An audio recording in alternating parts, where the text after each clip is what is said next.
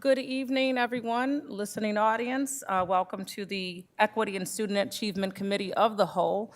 Today is Tuesday, December 10th, and we are going to open our meeting at this time. Before we move into the agenda items, I do want to make sure that I do go over the board goals that we have situated for this year, 2023 to 2028, should I say. And those board goals are four comprehensive goals, one being increase the percentage of students in grades 3 through 8 who are proficient on the New York State ELA assessment from 16% in September 2023 to 40% in June of 2028. All students reading by third grade. Increase the percentage of students proficient on the third grade New York State ELA from 15% in September of 2023 to 50% in June of 2028. The third goal, increase the percentage of students in grades 3 through 8 who are proficient on the New York State math assessment from 14% in September 2023 to 40% by June of 2028. And lastly, number four, and certainly not least, increase the number of students earning 5 or more credits in ninth grade from 70% in September 2023 to 90% by June of 2028. And those are our board goals available for your viewing on our website. Moving forward in the agenda, I do not see any speakers listed for this evening. And next, I'd like to entertain a motion to review and accept the minutes from the November 12th, 2024 ESA Committee of the Whole. So moved. Moved by Commissioner Malloy, Second. seconded by Santiago. Commissioner Santiago, all in favor? Aye. Aye. The vote has gone forward and the minutes are approved. I'm going to move into the agenda. Our folks are here patiently waiting. I was with you all on the CPAC committee meeting last night. Before we go into that, I do want to recognize, along with President Elliott and Superintendent Strickland, if I just can take a moment and celebrate the black coat ceremony that we were able to attend this past Saturday. School number 9, Martin Luther King Jr. School number 9, and Du Bois Academy, and they had their black coat ceremony, thank you. And it was phenomenal, and the goals and the things that they work on with these young men is just something to be seen. I encourage everyone to get involved, support, and see what is happening with our children and identify those things that are working to lift our students and make sure that we are supporting. I'm going to move into the agenda, and so at this time, we're going to have a presentation, the executive summary of outcomes on the consent decree, and this will be presented by our Chief of Special Education and Diverse Learners, Kristen Swan. Thank you. Thank you. Thank you, Commissioner Simmons and President Elliott. Good evening, and Board of Education members. I'm actually going to introduce my colleagues who are here with me as well. I think most of you may know Desiree Richmond, who is our former Chief of Special Education, but also is still serving as our consent decree coordinator. But I'd also like to introduce to you tonight Miss Stephanie Knapp, who is our director, or one of our directors of special education. And this year, we looked internally at our special education structure, and each of the directors of special education took a key leadership role. And Stephanie has been working very closely with our frontline team, and that's the team that creates all of the data around special education, and also working with and working on our consent decree. So she jokingly had said that she's making her debut today because she's going to present some of the information, or most of the information, to you. But before she does that, I do want to say we have a lot to celebrate as we present to you tonight in regards to our consent decree. And although we are standing in front of you presenting, I just have to acknowledge that this is a team effort. There are so many people who are working to improve instruction and opportunities for students with disabilities in the district, and that certainly is led by Superintendent Strickland, a commitment by Deputy Superintendent Turner. She and I work very closely together. Our chiefs have worked collaboratively with us this year to really enforce and continue to align practices in the buildings with the building administrators, and certainly our teachers, our teaching assistants, and our paraprofessionals. So this is a collective effort. We're proud of the growth that we're making, and we also recognize that there's still areas and opportunities for growth. But without further ado, I'm going to invite Stephanie up, who will walk you through the annual progress. Thank you, Kristen, and thank you for this opportunity to share the status of the consent decree according to the data that was collected in the 2023-24 school year. This presentation is an opportunity for you to give us some feedback before we are able to present this and publish this as part of our annual report. So as was just discussed by Commissioner Simmons, our presentation truly does align with the Board of Education goals. You'll see that threaded throughout some of the data that we present to you tonight. So here is the history of our consent decree timeline. Again, it started in the fall of 2024 when a few families came before the Empire Justice Center concerned about the presentation and the growth that was presented to students with disabilities. All the way to February of 2021, when the consent decree was approved by Judge David Larimer. I'm proud to announce that we have a wonderful relationship with the Empire Justice Center. We're making some great gains in our collaborative work, and you'll see that throughout our presentation. I won't go through these line by line, but this is a great overview of the goals and sub-goals that are articulated in the consent decree. You'll notice that there are 14 goals, but a total of 21 measures that we are taking a look at annually to account for the consent decree measures.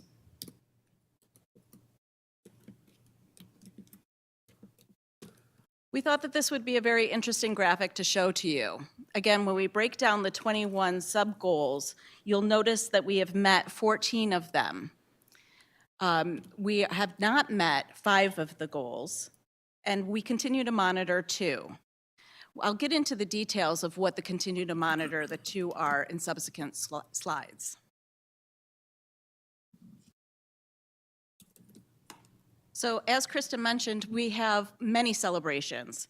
We have met 14 of the 21 benchmarks. 16 of the 21 do not need to be reported on this year. That's because we have made additional progress towards them. We were within the 5% cap. And then we've obtained partial disengagement for 5 of the 21 benchmarks. This means that we have met those benchmarks for a number of consecutive years, and so we don't have to report on them in the same frequency that we have for the others.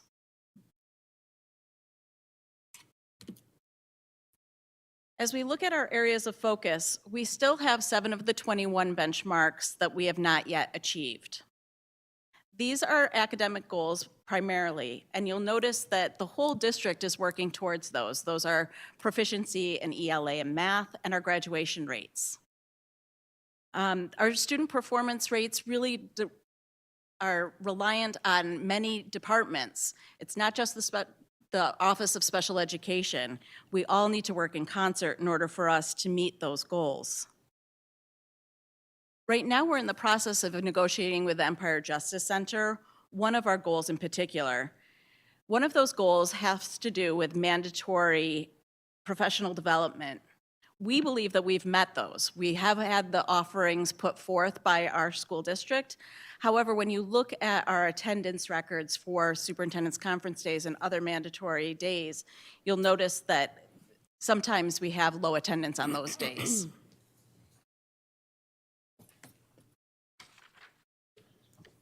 So again, these are our areas of highlight.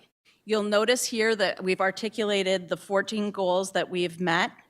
The star next to them show that those are the ones that were in partial disengagement. So again, those are the ones that we've met for at least 2 years and continue to make gains in those. You'll notice here that we often will use beds day data as our total enrollment day data. Again, beds day data is in October, in the first week, and that allows for us to calculate this data consistently as we measure from quarter to quarter.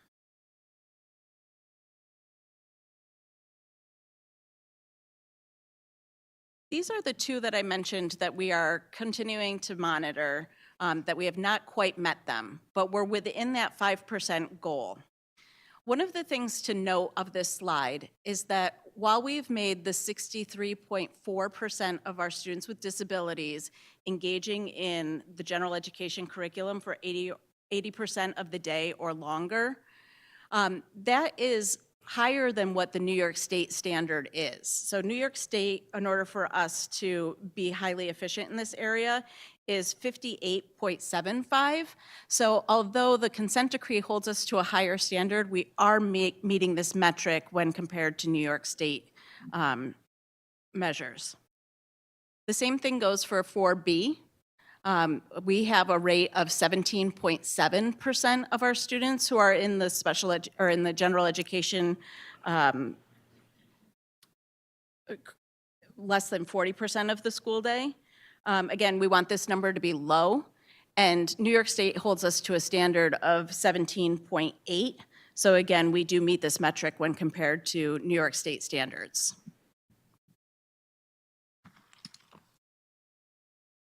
And then these are our areas of continued work. So we have 4 goals that we continue to make gradual progress towards, but yet have not met the benchmarks that are articulated in the consent decree. The percentage of students with disabilities with proficient ELA scores, you'll note from the data that's been presented to you as the Board of Education in the past, that our scores are lower than what we would expect for a district this size.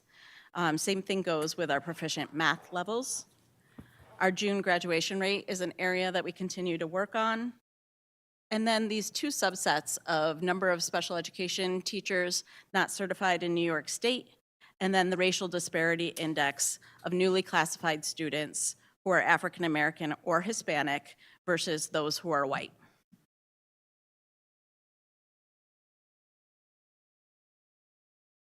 So we've had an opportunity to take a look at some of the goals that we have for goals 1 and 2 and how we might be able to meet our benchmark goals in the future. As you know, Rochester City School District continues to recruit and retain certified teachers or have great attempts to do so. We are engaging in evidence-based curriculum such as letters and I Make It. We have a continued partnership with the Regional Partnership Center, and as you know, we are working on some literacy plans across some elementary schools that are articulated in this slide. And then, as always, we continue to look at our accountability for buildings regarding their continuous improvement, regarding their academic and financial planning.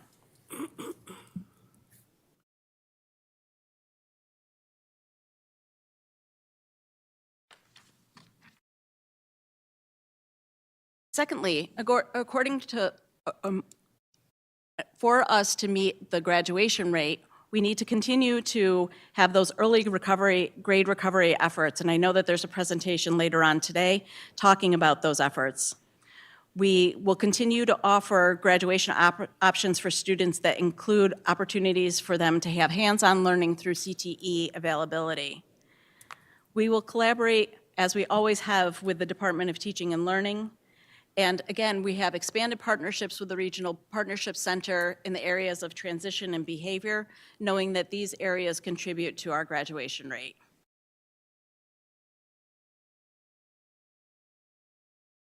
We wanted to bring particular attention to this slide, where in 2023, we reported that we had 53.5 vacancies that were open on beds day for teachers who are certified in New York State. We want to point out to you that we continue to struggle in this area.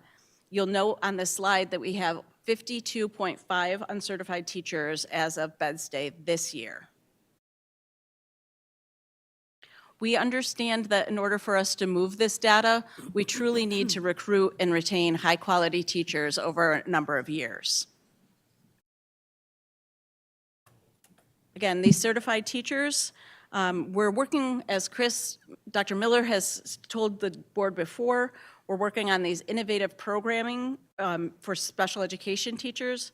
We're looking at possible incentives for teachers, and we're continuing our partnerships with local universities in order for us to identify people who currently work for the Rochester City School District who may be interested in going into the profession of teaching.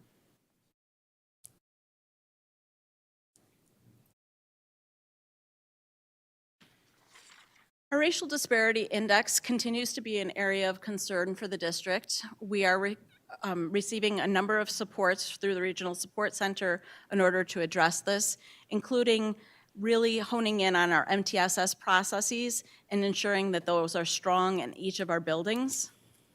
The use of Panorama has really changed the district in many ways. We're able to dive into data more deeply on a moment-by-moment basis, and we're able to then disaggregate that data to know which students are truly in need of additional supports. We do need to do some additional work in our department to examine some of the reasons that students may be identified as needing special education supports, and making sure that we are putting supports in process, especially for our students in the areas of ELL, classification area, and taking a look at their attendance history. Again, Panorama is allowing us to dig into that data a little bit more deeply than we have in years past.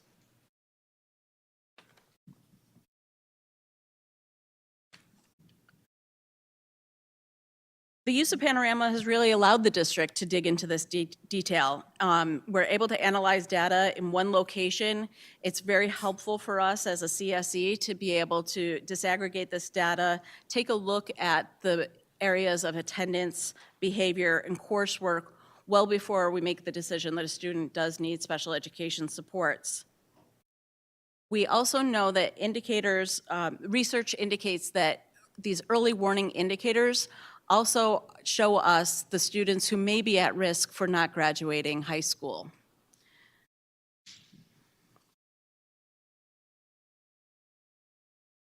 So I often talk with our families about these collaborative efforts. When I think about this, I often describe it as being three legs of a stool.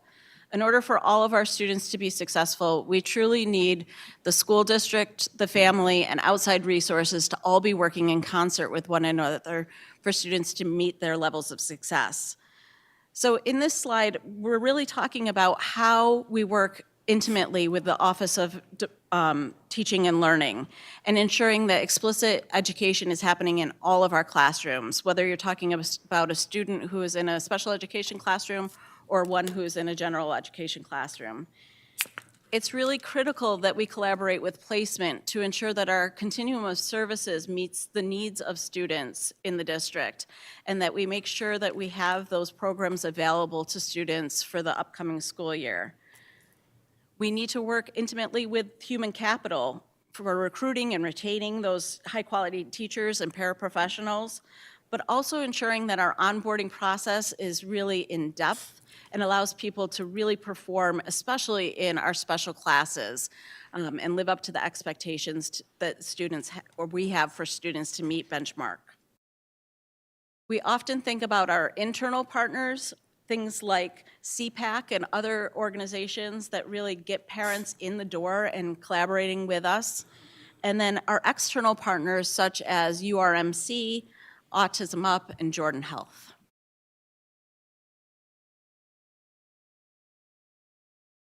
So again, I mentioned that this is an area that we're currently in disagreement with the Empire Justice Center on regarding our disengagement criteria. We know that we are offering over 8 mandatory professional development opportunities for CSE and CPSE chair members and special education teachers. However, we continue to work on a platform that will allow us to track the mandatory PD and who is attending those.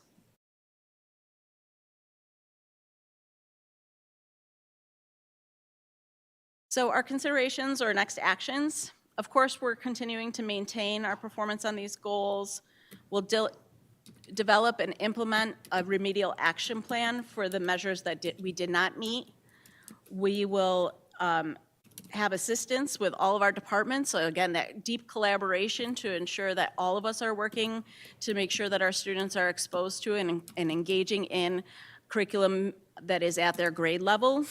And we'll continue to monitor our data and the reporting that we are putting out to the state and forward-facing to our community. We really are looking for a consent decree dashboard to be created. And this would really be helpful for us so that we would be able to do a dipstick at any time to have this data available to us. So again, if we had to course correct in the middle of a semester, we would be able to do so.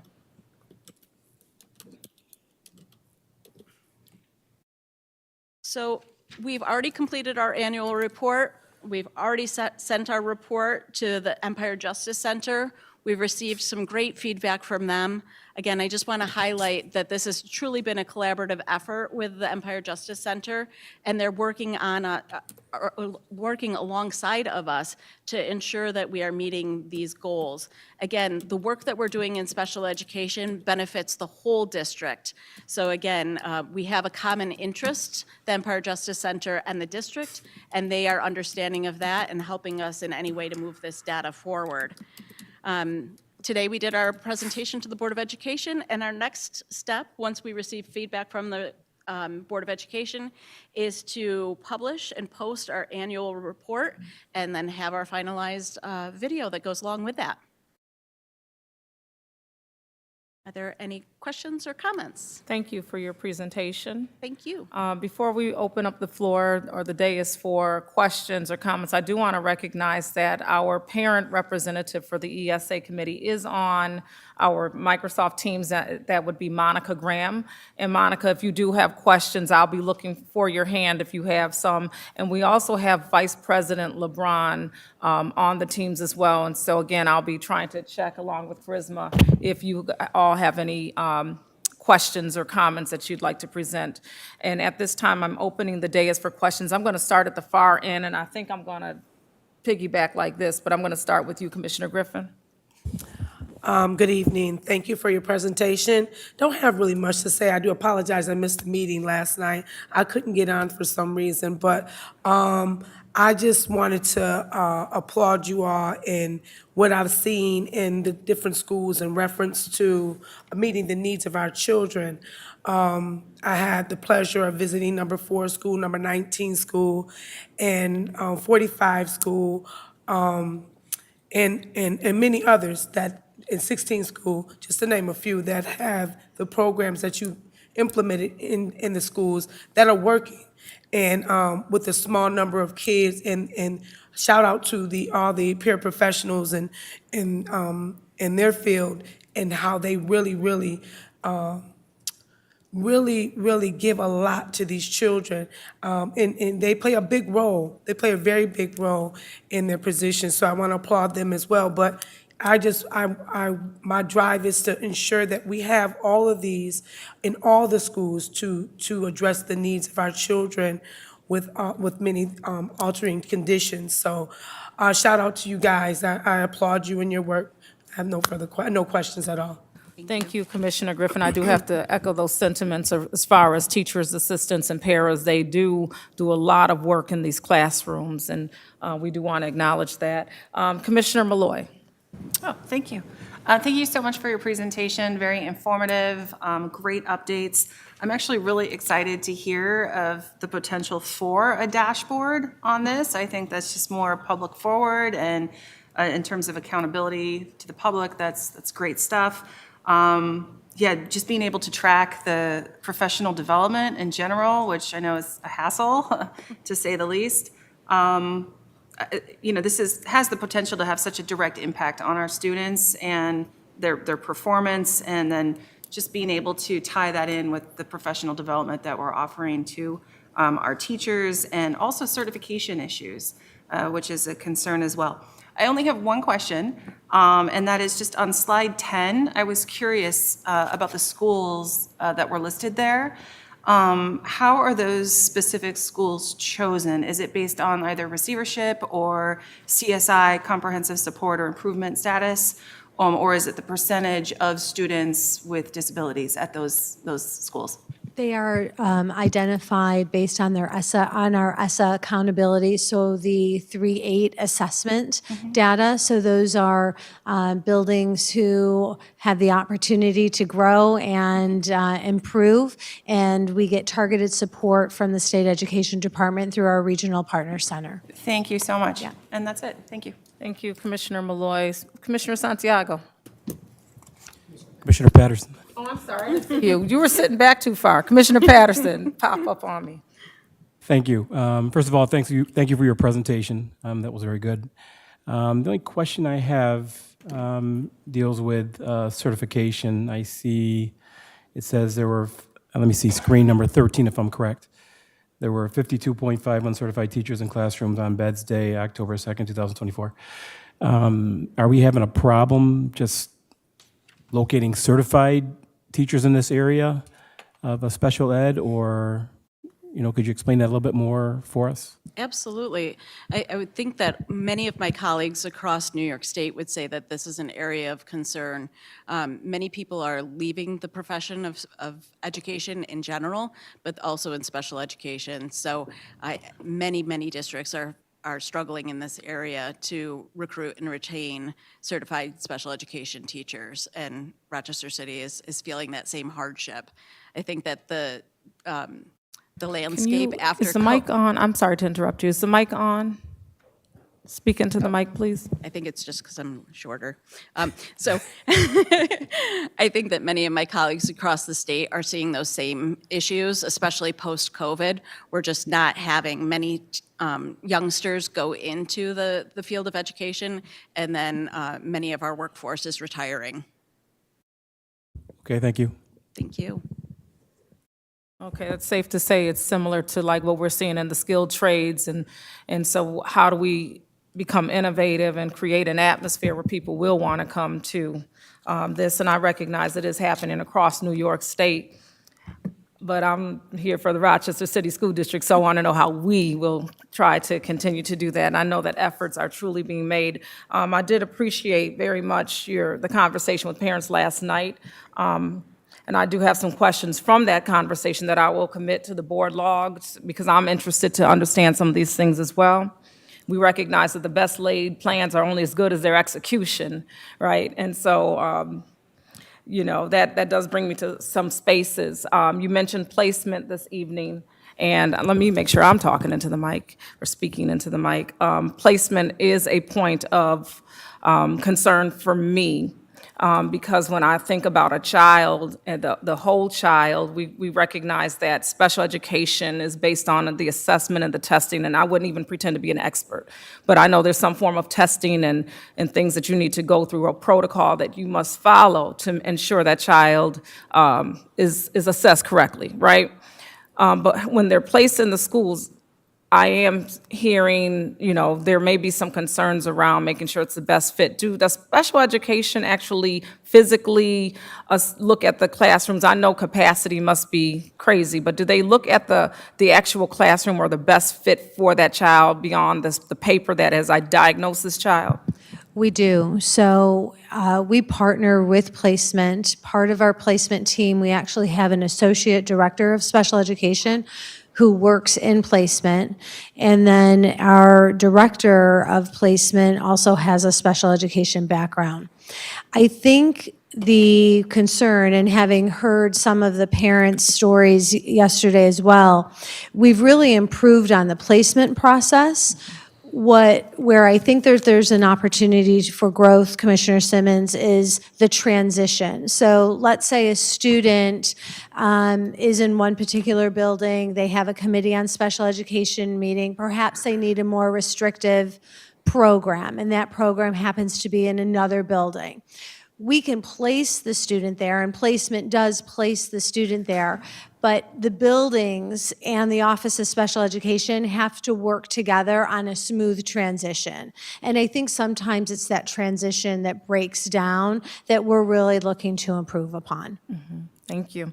I have two more questions, and though they're specific to the slide you presented. I think one is slide number 5, and I may have missed something. I had to restart my computer, so I was trying to look from here. But on slide number 5, thank you, Tom, you said 14 out of 21 benchmarks were achieved.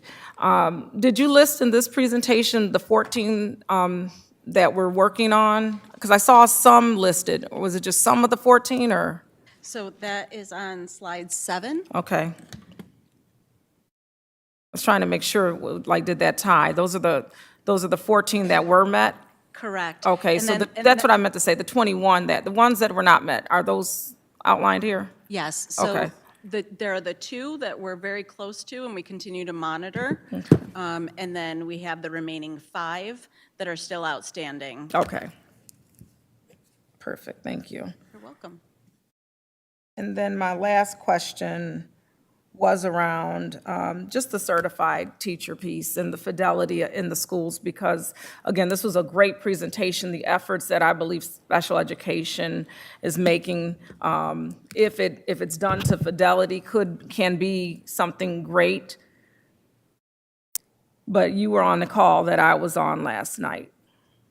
Yes, and I think that there are continued efforts between the Office of Human Capital and our department to ensure that we have people who are not only certified, but love the work that they're doing, especially in those special classes. Okay, and because I'm on the dais and this is a public conversation, I'm going to exercise a little more transparency and just state that, some of the concerns, and I can't validate the concerns, but I'm sure they are legitimate. I'm confident of that.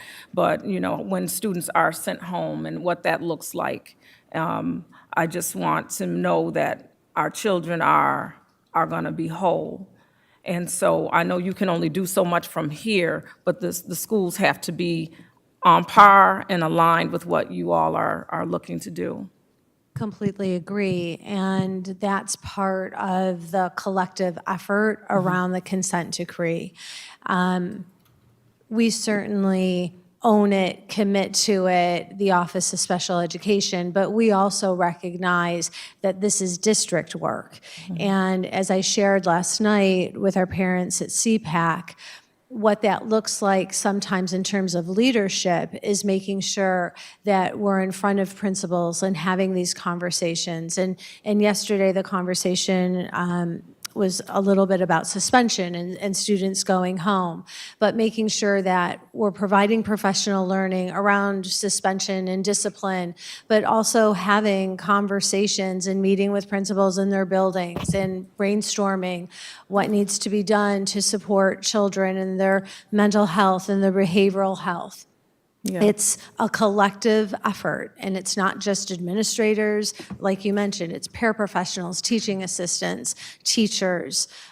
We will continue to struggle with those 5 remaining goals if we don't collectively problem solve and move forward together. Absolutely. And that's really our intention. Thank you, I appreciate that. I'm gonna get off my soapbox, because I walked into some schools and I see the attendance as well. And so the short staffing is not helping the situation at all. I'm going to, Commissioner Santiago, did I call on you also already? Please go ahead, sir. Yeah, thank you for the presentation. I'll say in some areas, even in my family, as I have sisters, 3 little sisters that's in the district, I have seen improvements in the special education department and the IEP department, in which they've been working with my sister, and she's been progressing. And so I want to give you guys a congratulations on that, because it hasn't been the same in the past in comparison to now. But I do want to bring some attention to slide number 9. Which of course is important, and you did put your plans moving forward regarding these goals that haven't been able to be made. But I just want to make sure that when I congratulate you guys on the things that has been progressed and improved, but also bring up the elephant in the room when it comes to our proficiency in reading. Because all the other goals matter, of course, but these goals are some of our fundamental goals that we have to ensure that we are preparing these young people for when they leave the district and when they graduate. And so I see a plan, but it's like you said, there has to be a collaborative approach between everybody to ensure that this is getting done. And I just want to ask, and this might be a little bit specific, but when it comes to a lot of times when IEPs are given to students, sometimes they may be taught behind grade level or taught at the grade level that they were at when they got the IEP instead of being held to a standard to get to the grade level where they need to go to. And so I'm wondering for you guys, what are some initiatives or some pushes you guys are putting in the department to ensure that we are teaching our young people not to stay behind grade level, but to get to the grade level that they need to get to? I truly appreciate that question, Commissioner Santiago. I think that what you will see as you go through our buildings is that you'll see many of our faces there. We are ensuring that we are doing walkthroughs and having those difficult conversations with staff members about the rigor of their classes. But not only the conversations, what kind of professional development do our teachers need in order to provide scaffolding for students? We want to teach our students, especially those with disabilities, those compensatory skills that they need in the classroom in order to succeed. That's explicit teaching. And so again, you will see many of us walking through and having those conversations, but in order for you to have those critical conversations, we need to build relationships with people so that they can hear us. So again, that is part of our real effort this year, is to be more visible in buildings, not only us at the CO level, district office level, but also our associate directors. That's the expectation of those that we support. Yeah, and I'm glad to hear that, you guys are holding up those standards. And I think that that's not just in the special education department, but that's in our district all the way around. You have some teachers who may not be doing what's needed for the child to be successful when it comes to their literacy and when it comes to what they need as far as curriculum and things of that sort. And so I think that we have to start ensuring that we're holding a standard for everybody to ensure that we're teaching these kids. Because if we're not passing these kids in proficiency in ELA and reading and math, we're not succeeding these children. We're continuously failing children generation after generation. And so we have to be able to ensure that we're holding up a standard. Everybody gets paid, everybody gets money, but what really matters is that these kids are graduating from this district ready for the workforce, ready to create their adulthood, ready to create a life. And then I also want to say, when it comes to suspensions, that is, of course, something that is part of our board goals. And I'm hoping to see, certainly through special education, that we are giving the young people the services that they need. Because many times you may have certain individuals being suspended off of something that they just needed services for. And so we have to find solutions, not suspensions, in this district. And so I'm hoping to see that. And as Kristen mentioned earlier tonight, with the reorganization of our department, we've been allowed to provide some of that data in real time to our chiefs, to our special education staff, to our principals, so that we can truly monitor those patterns and then create action items for schools that are having some particular issues. Thank you, Thank you. Commissioner Santiago. Okay, we're going to shake it up a little bit. I see some hands on the Zoom. Vice President LeBron, if you don't mind, I'm going to acquiesce to our parent representative for a moment, and then I'll go to you. So Monica, if you still have a question, I'd love you to make comments or question now. Thank you. Can you all hear me okay? Yes. Awesome. So no questions, just a comment for the department. I just want to say how I appreciate how you all collaborate with CPAC.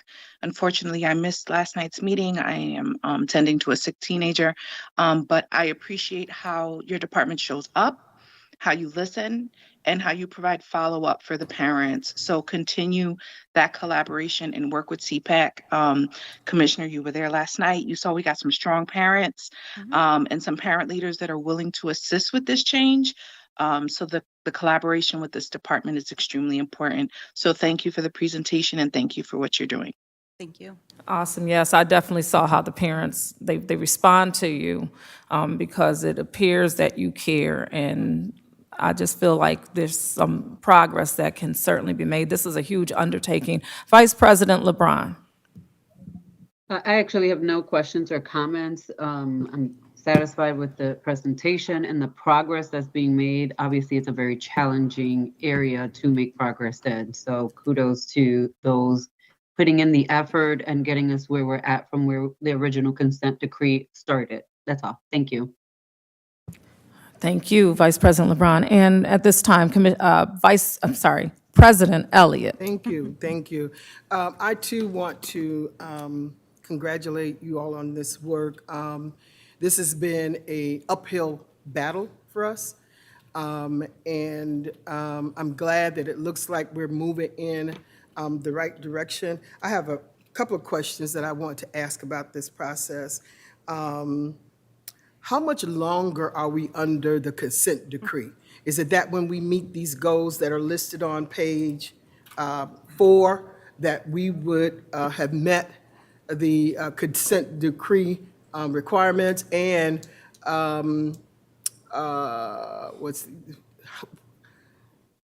what is, in terms of the other goals that we have not met, when is it anticipated that we would have achieved those goals?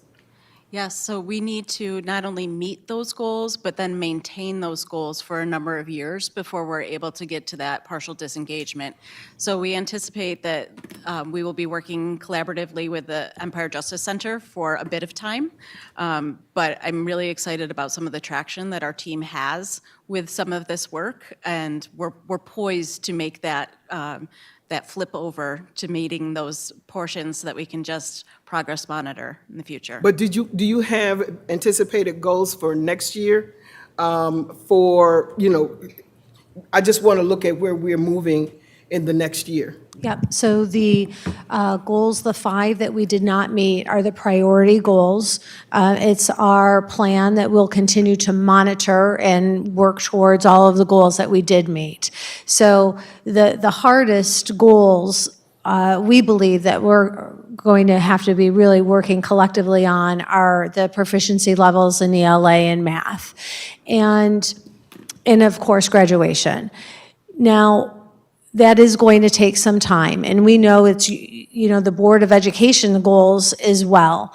But what we're committed to and what we're doing differently is exactly what Stephanie just talked about. So even today, I had the opportunity to do a walkthrough with the superintendent, and we saw a self-contained 1211 middle school classroom.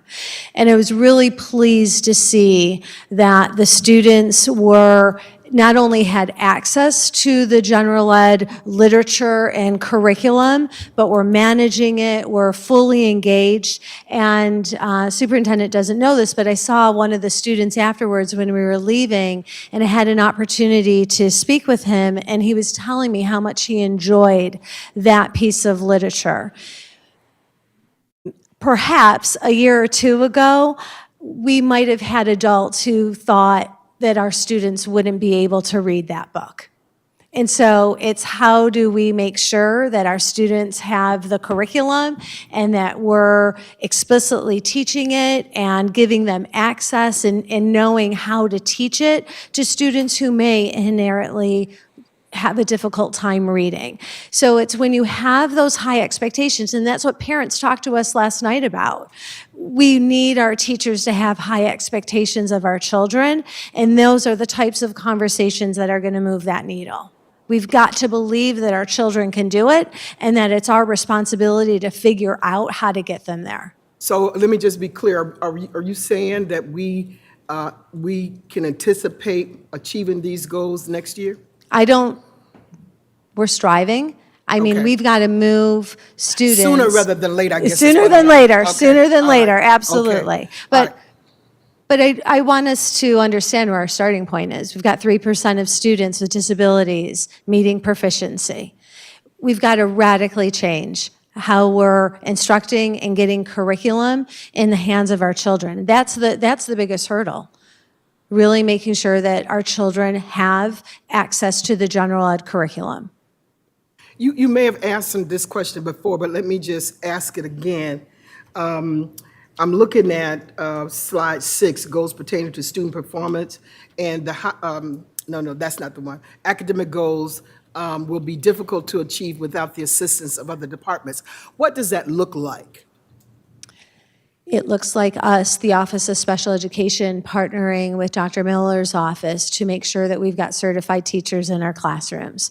It looks like extending, not only having the teachers, but professional learning. So working with the Office of Professional Learning and really asking ourselves, what do teachers need to know and be able to do even before they come to you before tenure? Like, one of the ideas that I've been thinking about is what professional learning, Desiree and I have talked about this as well, should all special education teachers participate in the first 3 or 4 years of their tenureship to make sure that they have the instructional background that they need to have in our classrooms. It's working in partnership with the chiefs. So here are the instructional initiatives within the Office of Special Education. How do we align that with building administrators, teachers, and staff? It's working collectively and cross-functionally with every department to achieve this. Okay, so I heard you, one of you mention about, you seem to be getting more support and more of collaborative endeavors with Empire Justice. Talk a little bit more about that, please. Sure. Because I'm in- before it used to be very, autocratic, dogmatic, and so to hear that they are being more conciliatory is very, very positive. Right. I believe, and I gave Desiree this compliment today, that is one of Desiree Richmond's superpowers. She's very skilled at bringing together people over hard situations and finding common ground. And I think the reality is that Empire Justice sees a few things. They see commitment, not only from the Office of Special Education, but from the Deputy Superintendent, the Superintendent, and yourselves as the Board of Education. They see our intentions, and quite honestly, they see the growth. So they're more inclined to be working with us in partnership because they see the traction. And we're happy about that. And we think that that is an accomplishment in itself. Yeah, very good. So just a couple more questions. Just the last one, President Elliott. Page 7, 8A, the number of variances by commissioner approval due to lack of capacity. What does that mean? So if we go over the amount of students in a special education class, so if we are talking about a self-contained 12-1-1 class, for example, that means 12 students to 1 teacher and a teaching assistant. If we have to put a 13th child in that classroom, we need to seek approval through the state education department. The Office of Special Education could only seek approval for the whole district no more than 2 times in a year. Last year, we had no variances. This year, we've sought approval once. All right, thank you. Since I can't ask any more questions. Well, you can in the No, question law. I'm good. All right, thank you But very much. if I could say this, though. Go but ahead and I'm say I'm it, really President. excited about the work and, the fact that we're moving forward in this direction, because it's been really challenging over the years, and there seems to be more clarity now than it has been in previous years. So I want just to commend all of the work that you all have done. Thank you very much. Thank you Thank so you so much for much. that acknowledgement. I appreciate that. Thank you, President Elliott. State Monitor he's gone. Okay, so, because I wanted to get his thoughts on the consent decree, but I also want to hear from you, Superintendent, if you have anything.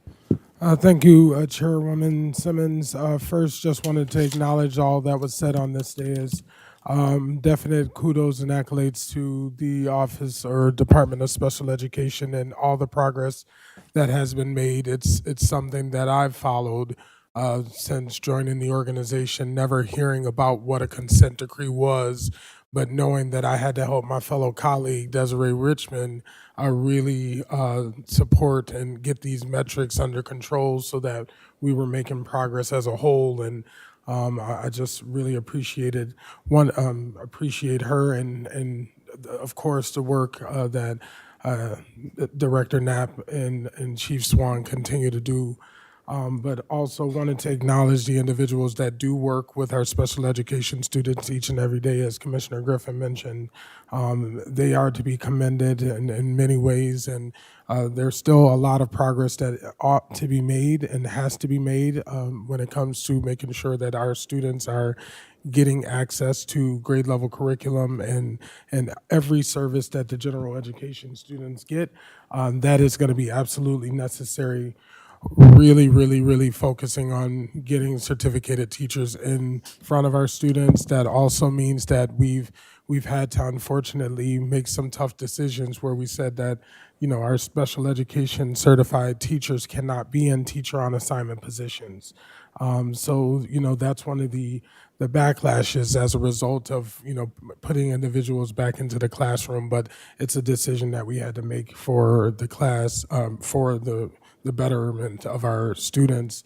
And lastly, you know, just really wanted to talk about, you know, our suspensions. Yes, making sure that our schools are doing right by our students, making sure that if we need to go that route, they are sent home with procedural safeguards and things of that nature, and they're having manifestation reviews, going to be absolutely necessary and critical. But even before we get there, our folks following the behavior intervention plans. Those things must be done.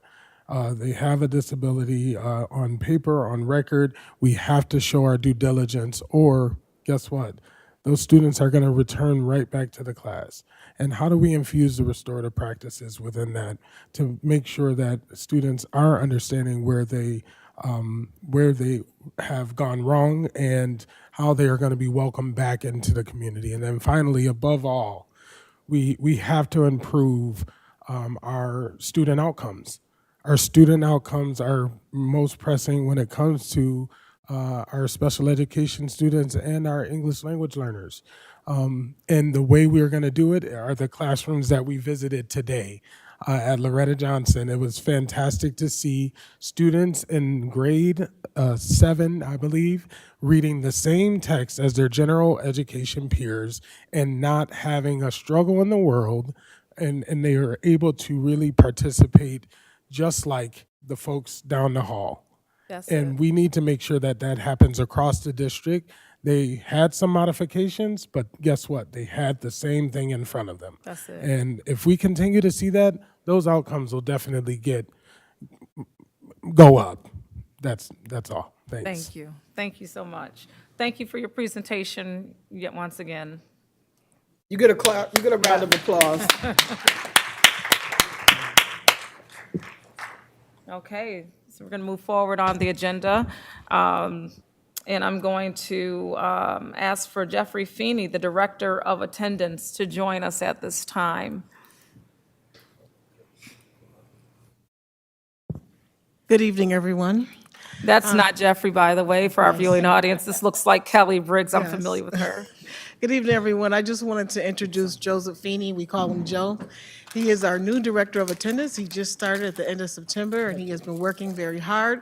So again, I just wanted to introduce him to everybody, and I will yield the microphone to Joe Feeney. Thank you. Hi, everyone. Thank you, Board of Education, Superintendent Strickland, Deputy Superintendent Turner, for having us here tonight. We're excited to show you some of the work that we've been doing. And here's a picture of our team.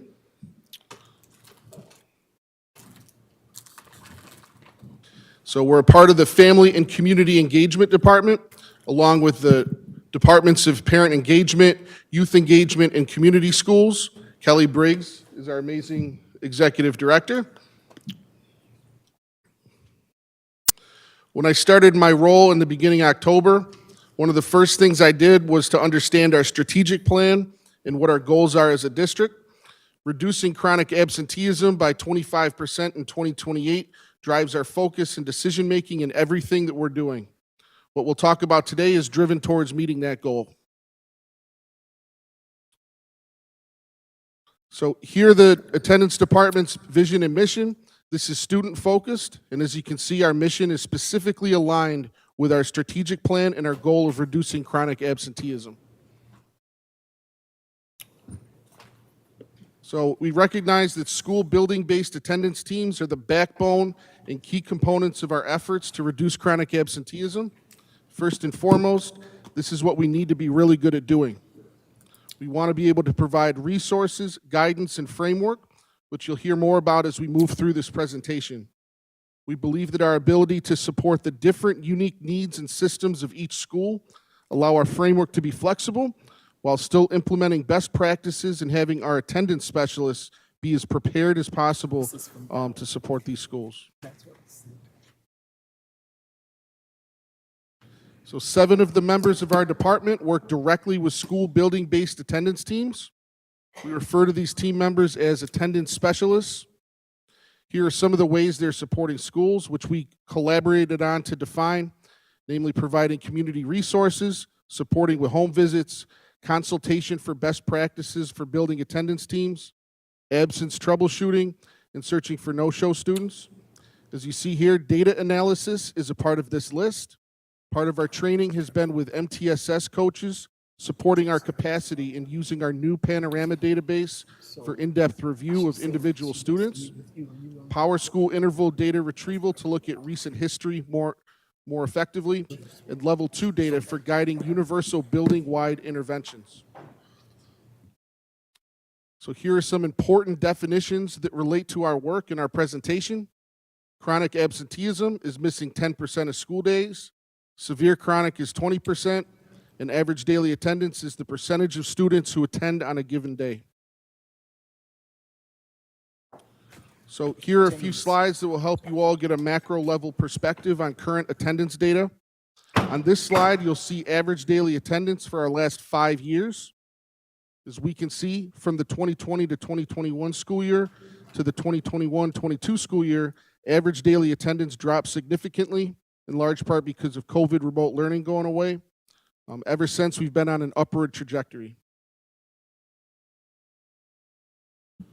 Average daily attendance in September was about 81%, October 80.4%, November 79.8%, and in December, we're now up to 80.1%. This pattern of a very slight drop-off in average daily attendance over the first 3 months of school is consistent with how it's looked for the last 4 years. Although there's a slight drop, there are highlights such as Francis Parker School 23, leading the district in improvement during November in comparison from last year to this year. Their average daily attendance improved 3.9% this November in comparison to last November. Is this 110? So here's average daily attendance by grade level. This is also consistent with prior years. Typically, elementary schools hovering around 85 to 86% across the different grade levels, and a gradual drop-off in high school as the grades advance. So you can see here, average daily attendance difference between genders is almost equal. This slide shows average daily attendance by race. This is another baseline measurement lens to help us understand how we can best support improving attendance. So as I talked about earlier, upon starting in my new role in October, we recognized as a team that we needed to make a clear initial focus on improving our capacity to support building attendance teams.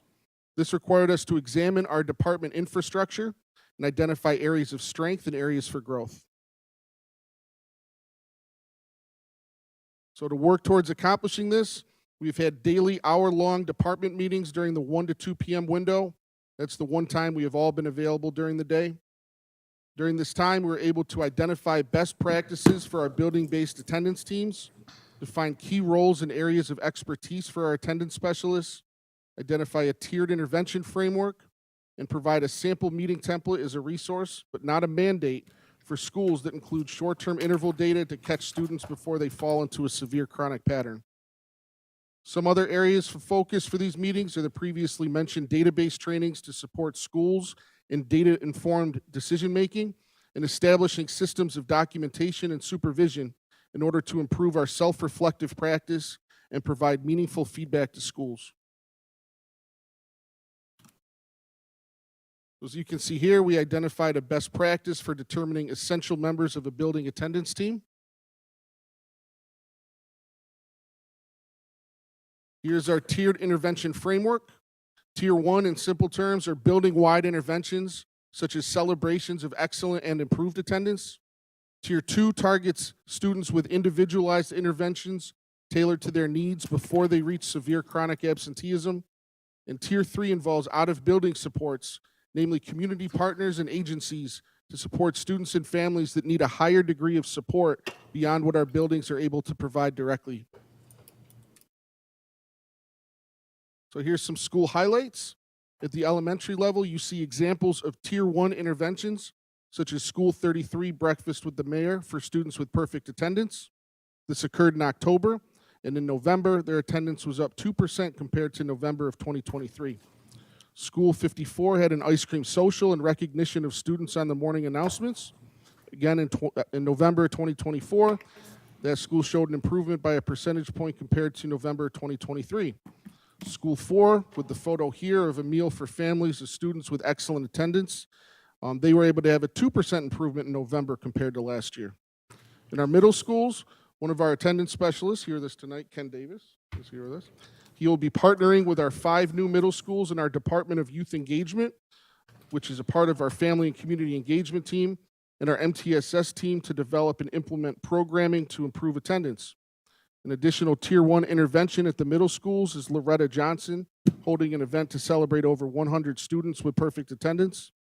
As an example of a Tier 2 intervention is Edison doing an attendance challenge with home visits to 65 severe chronic absentee students by 9 faculty pairs on a Friday to support them with re-engagement with school and offering community resources.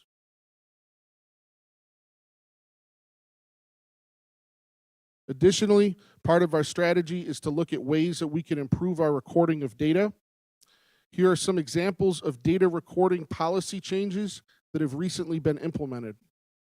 The Western New York Regional Information Center, which is our regional data warehouse that reports to the New York Department of Education, has approved RCSD adjusting exit dates for out-of-district transfers to the last day that they were physically in our school, rather than our prior policy of setting it as the day before they attended their new school. Additionally, we have an approved registered never enrolled guideline that includes a new transfer into RCSD having a window of their first 10 school days from the date of their placement entry not being counted as absences until a student attends, which provides relief to barriers such as not having transportation yet in place. On the 11th day, absences would be counted as if the student had, the absence would be counted if the student still hasn't been attending. We worked with our legal department and Office of Accountability to more clearly define what would qualify as an out-of-district withdrawal. This includes requiring an increased level of proof of permanent residency outside of Rochester and a safeguard of having our legal department review these cases to ensure we are withdrawing students appropriately. Additionally, we have a new 8300 homeroom, which allows no-show students to be moved to a district central homeroom after the school year has been completed, and a series of defined intervention attempts have occurred, namely home visits, phone calls, and letters. Students in the 8300 homeroom will still have the students' absences be accountable in overall RCSD district data, but no longer their individual school having absences accumulating for multiple years on their roster, carrying a no-show student that can't be withdrawn.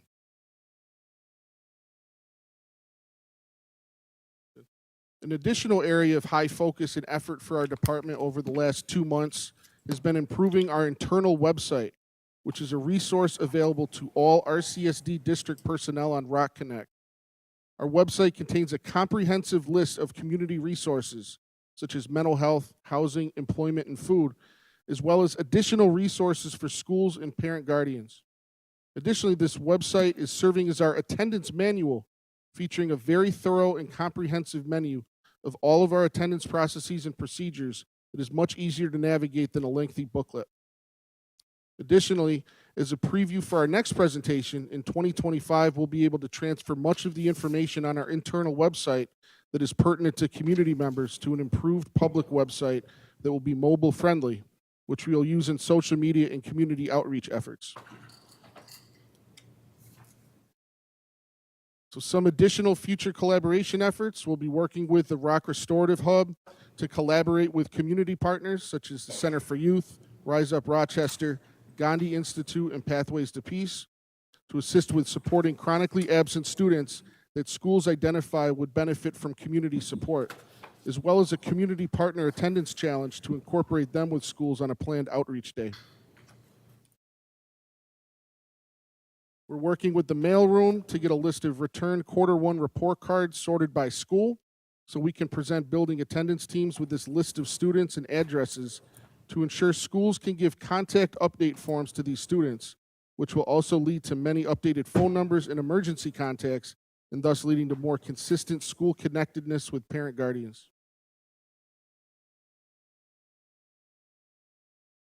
In the summer, we plan to conduct a reach out effort to students and families to increase enrollment in our school-based health centers and work with our nursing staff to reach out to families of pending vaccine non-compliant students to prevent extended absences from school and support with getting health care for families.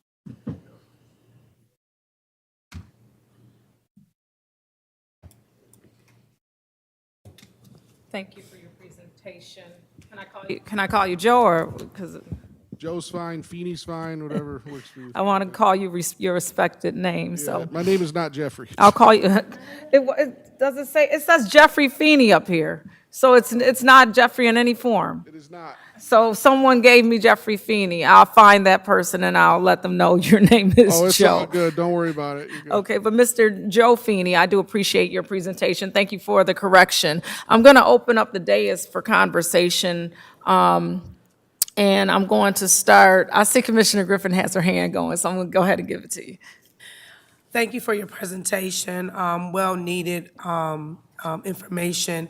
I have a question, and I don't know if I missed something, but the 8300 room, can you please explain that a little bit more? And can you explain how are you addressing the homeless in this the attendance in the presentation? Because I might have missed that part, but did you address the homelessness as far as part of the attendance? Because wouldn't they be a part of it, or no? Is that included in here? If the students, if you can't contact the students based on the 8300 homeroom, which slide was that? 19. It's up for you right there. Okay, thank you, sorry. Yeah, so the 8300 room, there's no show students will be added to a central homeroom. Schools will not be accountable for absence data beginning in the following school year.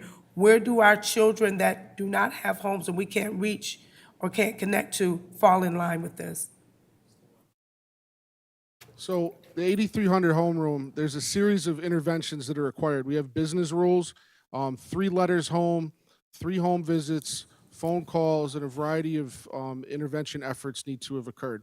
So when a student is a no-show, I think the point of this is that historically that student has remained on a school's roster for years upon end that we have struggled finding. You know, CPS educational neglect referral is also a required component in order to place a student in the 8300 homeroom. But it's more of a like giving a fair picture of the school's data, because if this, I want to make sure this makes sense. So a student that goes to 8300 is still factoring into our district accountability data, but it's not necessarily fair to a school for a particular student that's a no-show to be carried on the roster of a school for 4 or 5 years, because that's just really, really impacting attendance data.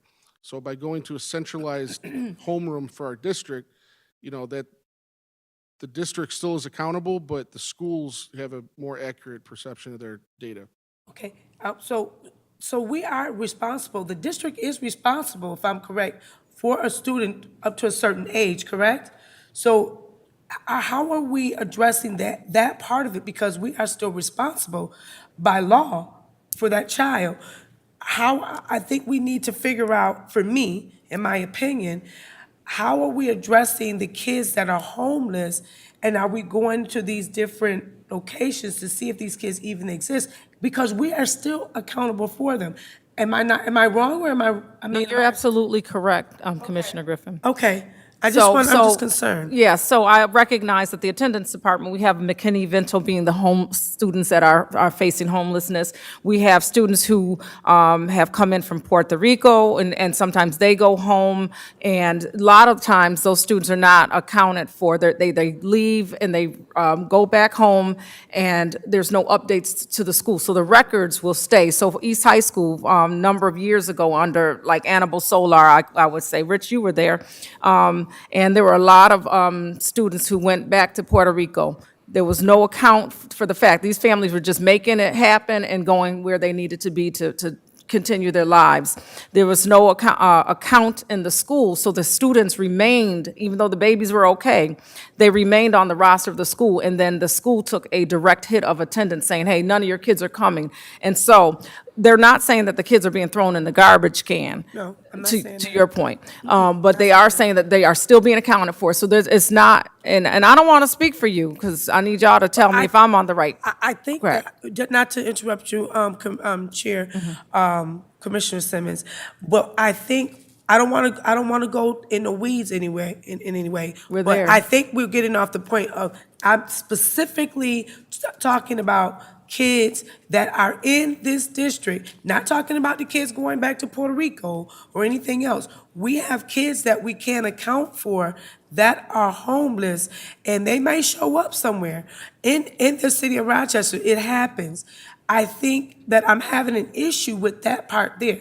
I know that during ISIS and all of that, there's a lot of people that were displaced during that time as well, and kids went back and all of that. Yeah, that was just an example. I'm basically concerned about what we're responsible for, and maybe this is something that is out of your realm at this time. That's okay. But if somebody could give us an answer to that, I would really like an answer. Just So I see Deputy basically Turner, she'll maybe make it a little more layman's term, because there are students, that was just an example. It's not Okay. just students going back to Puerto Rico. There's students here in Rochester. Right, But I want right. Dr. Turner to go ahead and, Yeah, that's a very legitimate concern, Commissioner Griffin. And we have not only our attendance folks, but we also have our staff in our Families in Transition program who actually are very well connected to the shelters, to those, there's a consortium of providers who deal with families in transition that we're part of that table, so that we're able to, if there is a family or a scholar who is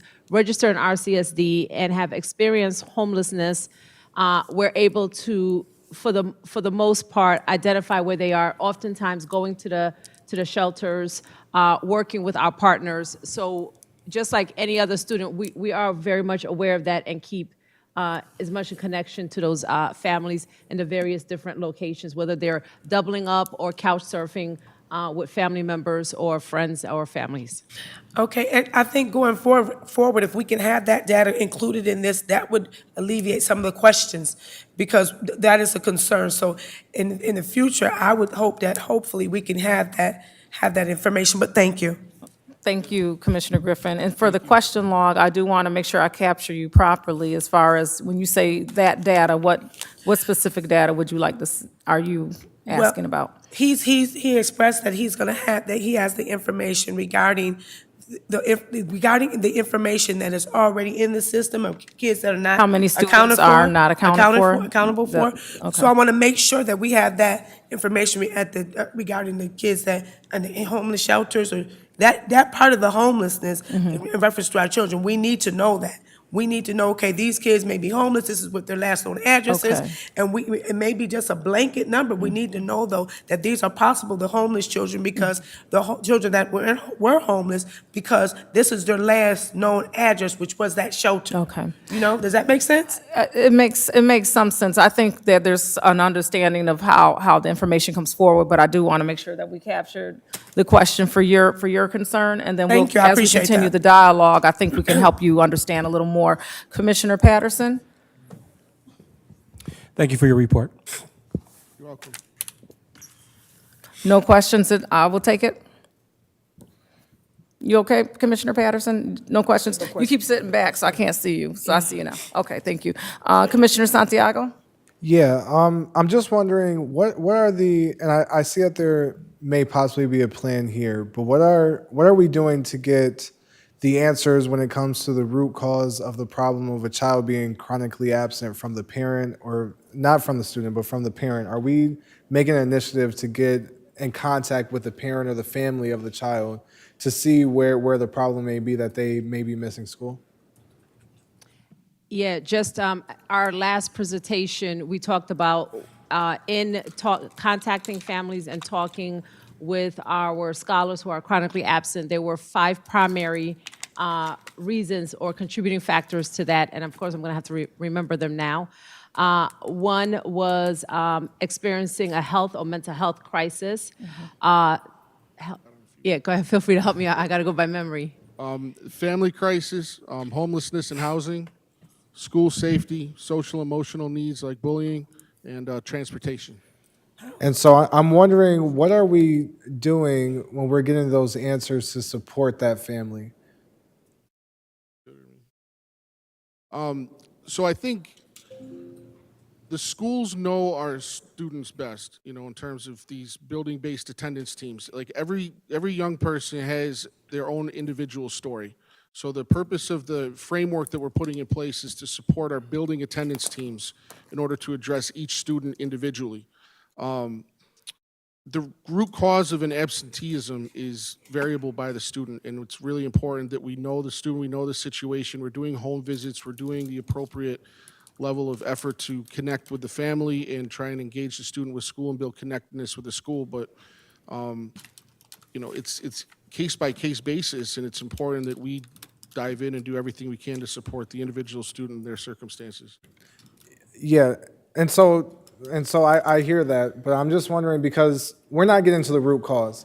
And I think that there has to be an urgency when we're looking at our chronic absenteeism, because just as much as it's chronic absenteeism, it connects to our proficiency, it connects to every other thing that we're speaking about when it comes to this district. And so we have to be able to look at the root causes that these students are missing school and figure out the services that we're providing to these children. We can't forget that we're living, and many of our students are living in financial hardships.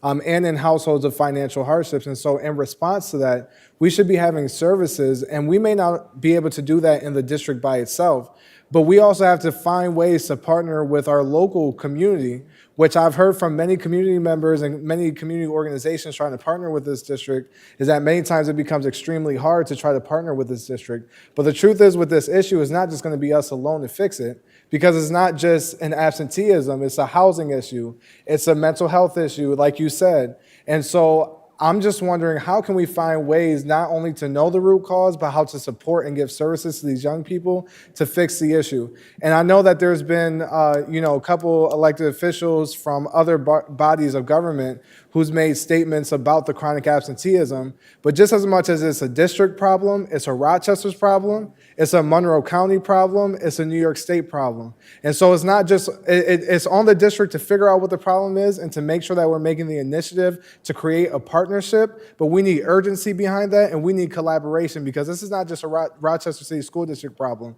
This is the city of Rochester, Monroe County. We got to figure this out together. And so I'm hoping to see that happen, and whatever has to be done to make that happen, it has to happen soon, because we need to have urgency when it comes to chronic absenteeism. Yeah, just to underscore that a bit and to provide a little bit more detail. So our health centers in our schools, our mental health came out of that need, which we heard from our community saying that our students need easier access to health, to dental, to mental health. And we responded by working across with our partners, our health providers, to provide that either physically in the school or through telehealth. So that's another incident. Also, in our respective schools, when we know that our scholars are experiencing any kind of a need, whether it's related to a family issue, whether it's related to a community issue, they are pulled in with consent, because we can't make them 2 small groups provided by the social workers or counselors in their room. We have mediation and restorative mediation to deal with some of the cyberbullying and the bullying that takes place. So there's a lot going on. I don't want to leave it to say that, yes, everyone looks different, but students have access to a facet of resources, and a lot of them are taking advantage of it. We work with community partners, whether we have some of our folks here who sit at a table with other community partners to figure out the housing situation, right? We work with partners at times where we're able to provide a it's called down payment? When you put a security deposit to help. So there's a lot that we do above and beyond what typical school districts do. So I just wanted to make sure, that was also noted for the record. Yeah, and I want to say that I appreciate that. And that when I was making my statement, I wasn't saying that there's no initiative there. I believe there's an initiative there, but the numbers are showing that our district is around 50% in chronic absenteeism. And so we have to find ways to bring urgency behind this issue. And we have our services there, which can be amplified, and we need partnerships from more than just the district to make stuff happen. And so when people are out there speaking from other government bodies, understand that this is their responsibility just as much as it's a district responsibility. Thank you. Indeed it is. Thank you, Commissioner Santiago. President Elliott? Thank you. So, thank you for the presentation. I think part of the missing part in the narrative is, and I'm looking on page 7, and this is what the state requires. And so this is not that they are absent a consecutive 10% of the time, right? Or a consecutive 20% of the time. And what we have not factored in there is that kids may be out for doctor's appointments. They may be out for absolutely legitimate reasons, and all of that is included in this. And so we have not factored out the fact that there are legitimate reasons, parents who are making sure that their kids are healthy and whatever the other cases may be, that they have to legitimately not have their children in school. So I know, Commissioner Santiago, one of the things that we talked about from the Community and Intergovernmental Relations Committee is that advocating to change the regulations on a state level. So that's something that we have to do too, because the state has not taken into consideration that there are legitimate reasons, even when families may, go away, go back to Puerto Rico as an example, right? That's not taken into consideration, that they may be learning somewhere else. I'm not sure about that, but we have to really look at what the definition of chronic absentee, and severe chronic absenteeism, because it just doesn't take into account those parents that are legitimately doing work. Now, the other piece about this is, and there may be families, our students who have to work. They've got to take care of the household, right? So those kinds of legitimate reasons for not being in school is a part of this, which it should not be. Now, I also looked at the slide where attendance goes down, particularly in the high school level. So we've got some work to do when it comes to our high school, and how do we ensure that we've got the right programs that are going to be attracting and have those students to remain in schools. But, they get caught up in, do I go to work or do I stay in school? And we've got to do a better job of giving them the right information so that they can make the better decision long-term as well. So I just wanted to share that so that you've got people out there who are talking and don't know what they're talking about. So I just want, and that's on the record. They don't know what they have not taken into consideration all of the legitimate reasons why our students may not be in school. Thank you, Commissioner. Thank you, President Elliott. Right, and we recognize that there are a ton of variables that impact attendance, but the reality is we have an attendance issue, and that's why you're presenting, which I do appreciate tonight. And there are some students that stay home from school because they don't feel good or comfortable or safe, should I say, in the school community in which they reside, and so we have to address that too, for sure. I'm thinking about this. I heard you mention educational neglect, and I recognize that it emphatically does exist. And then I think about myself as a child, right? At 9th grade level, I was a chronic runaway. I barely came to school.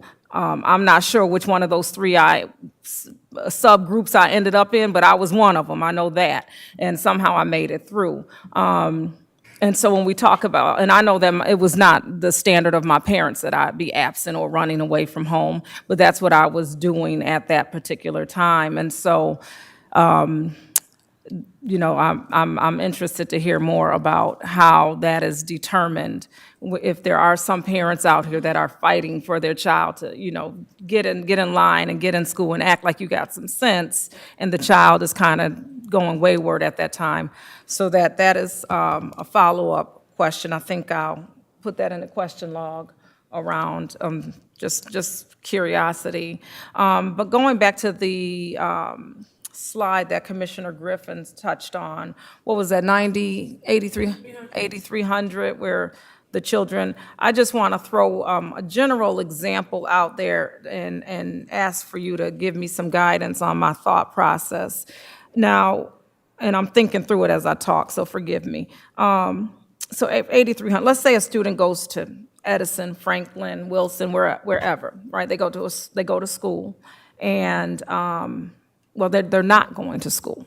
And they don't go to school to the point that they qualify, if you will, to be identified for 8,300. They go into that homeroom. Maybe they're homeless, to Commissioner Griffin's point, or whatever the case. And interventions have happened. We've gone to the house, we found the house, and the address is no longer legit, that was boarded up. I've done those attendance blitz, so I've seen that firsthand. All of these things happen, outreaches happen. Once they go into 8,300, does the outreach stop? It continues? Okay. We do not stop looking for the young people that would be placed in 8,300 homeroom. The only purpose of that is for Just for the attendance, recording. giving a more fair depiction of what attendance is reflected in the school. Okay, and then my second question to that is, now you find me, whatever my circumstance was, you find me, and I was originally a student of Edison High School before 8,300. Now you've identified where I'm at, what's happening with me. Maybe it's within the school's purview, maybe not. When I return, let's say you were able to help me out and I'm able to return, do I go back to my home school, which might have been Edison or Wilson or what have you, or where do I go? Am I displaced? Do I have to reapply? How does that work? So if you are 8,300 homeroom, like you're carried in that for the remainder of the school year. If you're found, then you're immediately reinstated in the school's roster, immediately. And then when you come to school, things progress as normal. If you were found after the school year ends and into the next school year, you know, you've been placed at that time after the school year ends into that centralized database. For the remainder of that school year, that absence data is accumulating for the school. But the purpose of it is, you know, 5-6 years of no-show data. You know? Right. So, but if you are placed into 8,300 after the school year ends, you will have to go to placement and re-enroll. But ideally, you could get placed back in the same school community if that's the right fit for you. Okay, thank you for just giving me that understanding. Commissioner Malloy? Thank you so much. Thanks so much for your presentation. This is really enlightening. I particularly like all the strategies that your department is using, and like the Western New York Regional Information Center, out-of-district withdrawal policy, looking at that.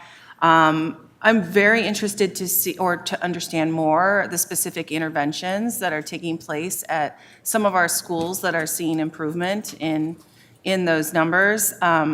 So at some point, I know maybe we can put this on the question log, if there's a way for us to get information about some of those strategies and what those look like specifically.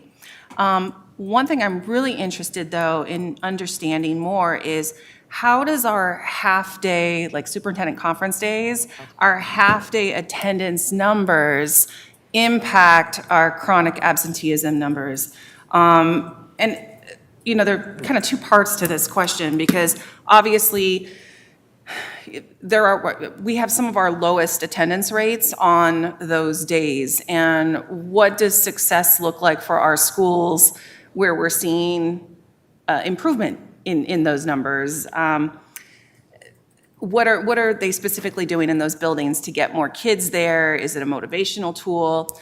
The other part of that question, though, is how motivated are families and students to send their kids to school on those half days if a good portion of our staff in any given building is calling in sick on those days. And I know that's a difficult conversation. I just am interested in understanding more about the impact that those types of actions might have on students and families. This attitude of maybe it doesn't matter because they're not going to be there anyway. So that's just a concern that I have. I'd like more information on that. How do we get kids to want to come to school on our half days? Superintendent? I could just say we've encouraged our principals to be innovative on those days in particular, really take the time to focus on the SEL for students and staff, and in particular, do something that's fun and engaging to ensure that students are going to want to come to the school when we do have the half days. I will say that we're starting to have conversations about next year's calendar. We join up with the Monroe County, the other districts in Monroe County to really decide, what our calendar will look like. And half days is definitely on the forefronts of our minds in the RCSD because we are seeing that there's some interesting numbers that are well below average in terms of daily attendance, where, it could be half of the students come to school on those days. And that certainly has an impact on chronic absenteeism. If those students have missed, right now are over 60 days in, if they've missed 5 days, that 6th day would be that half day. They are now chronically absent. So we are definitely really thinking about what are we going to do around the half days in general, with the thought that we also need time for professional development and professional learning of our staff, and that's going to be very important. So definitely going to break down some data and really determine what's going to be our next step so that we don't contribute to our own issue, but rather help it and try to do things that we need to do so that our staff also can get the professional learning they need as well. Absolutely. Thank you so much. Thank you, Superintendent Strickland. Is that a tiny hand I see? Okay, I'm looking hard. It is a hand that I see. Listen, I've been looking for those hands. Vice President LeBron, if you still have a comment or question, the mic is yours. Yes, I do. Thank you. Love all of the commentary tonight, especially from all of you. All of you doing wonderful tonight. So thank you for that. It's been an enlightening conversation. I want to uplift, though, a few things to the attendance department and team. I know that there is a data sharing agreement with the county and DHS. And so I just want to, especially for listening audiences, because sometimes we're putting stuff out there because we ourselves may not understand how things work or systems. And then that also then creates further misinformation. And we do have an elected official from Monroe County spreading misinformation right now. And to Commissioner Santiago's point, like there are things that other electeds can do to address these issues, because RCSD is not going to be able to fix all of these issues. But I do want to uplift that any kid in a shelter is accounted for. If there are kids in RCSD and even charter kids, they're accounted for. I know I have actually quite a bit of families on the caseload right now at the center, and they're not just at the shelters, they're also placed at hotels, right? But anyone who's placed through Monroe, we have a data sharing agreement. Attendance is also tied to the adult benefits. It's sort of a layered issue. And I just want to put that out there, that it's not just cut and dry that we lost a kid in a shelter. That's not going to happen. What will happen, though, and it happened to me literally a few weeks ago, is that there are families who are not going to shelters, don't want to deal with the county and that system, and are finding abandoned homes and cars to sleep in. And those are the students that I think I have the most concerned about, because in that regard, they're not tied to a system, any system that can track them. And so unless someone is doing outreach and uncovers them and makes that connection, they unfortunately will continue to be lost in this community until the county and the city step up in those efforts. There are initiatives at play, but there absolutely needs to be more done. To Commissioner Malloy's point, I don't send my kids ever for half days. I'm fully aware that it does impact attendance, but right now, I have 3 kids, right? And 2 that have a bell time at 7:30, 7:45, get out on a half day is like 10:30. I don't have anyone to go pick up these kids, watch them for me. If I don't pre-plan, just have a babysitter here, having another grandparent come to my house to watch them. And that's just the reality. And my daughter doesn't have those resources either. And so none of the kids are going on half days. That's just the reality. Even when it was my 3 girls and I was a single mom, on the bus on a half day, there was just no capacity for me to go to a job, turn around in 2 hours on the bus, come back and pick them up, get them somewhere out. Like, it just doesn't make sense. I personally would love for this district to just eliminate half days at this point and just extend those training days for time off, because as a parent, I would rather know upfront that in March, for example, we're going to have an extra week off because teachers are doing their training, and I then need to, ahead of time, plan for childcare versus trying to plan for these random half days throughout the year. It's just really frustrating. And then to the point of chronic absenteeism, this is a topic we've discussed over and over and over again, but to the core issue is poverty and all the issues that come around it. That is the majority of the issues surrounding attendance. I do want to uplift, though, that there are a small minority group of families in this district who are not poor, but have certain privileges and pull their kids out, not because they want their kids to miss education, but because they want their children to have a different type of education around a topic and may take them to travel. And I'll uplift that previous Commissioner Ricardo Adams, put that out there. He took his daughters out for a week and took them across the country on a topic that they were already studying at EAST, so he can bring them directly to those locations so that they can ask questions and explore. And that's something I would do for my own kid in the future too. So I just think that if we can at least get a breakdown of these things, but I'm curious about our data sharing agreement. Certainly more than welcome to have these conversations, additional conversations with the district around what that looks like, because for me, it should be going both ways. I know we shared this information with the county around attendance, because again, that is tied to the adult benefits and whether they're still going to be eligible for their full benefits. That is directly tied.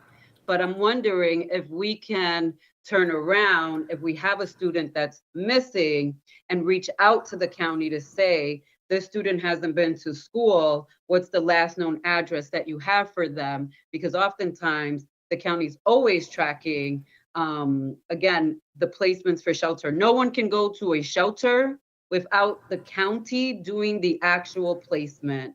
And I think it's a tough reality when people have never experienced that, and then they are in a position where they suddenly become homeless and they need help, and they don't realize how difficult it can be to be eligible for an emergency situation, because it is complex and these are federal regulations and not local. So I just am curious if we're data sharing both ways.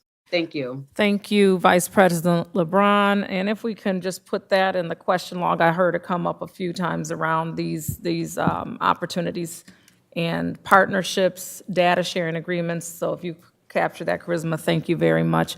And Mr. Feeney, we again appreciate your presentation. Once you do have that table set up and what have you, I'd also love to see where they're willing, students and families that have been impacted by chronic absenteeism for the various reasons that are willing to speak out and speak up. I'm sure they can tell you what might have helped them in hindsight, that type of thing. And it may be a great conversation if they are not already happening, to give you all some insight as to what their journeys may have been as well. I'm sure on some level they are. Right. So thank you so very much. That concludes this presentation at this time. We're going to, thank you. Hi, Mr. Puffer. I wanted to add the question to the board log, if we could. Okay. And can we include also Vice President LeBron hit on an area, but I was recently just talking about this with someone, but if we could add and try to figure out the absenteeism around Thanksgiving time and Christmas on those days where people leave out of town, because those days prior to Thanksgiving, those 2 days, a lot of kids don't go to school, and that also is affecting the attendance. So those are things that we really need to look into and see how we can probably add those days somewhere else down the line and have that week off instead of taking those 2 days. Those 2 days, kids do not come to school. A lot of the parents go out of town. So if we could add that, I would like that to be looked into as well. Thank you, Commissioner Griffin. Thank you. Did you? You good? Superintendent? I just want everyone up here to keep in mind, and this is for the community also, we only have a certain amount of days to work with.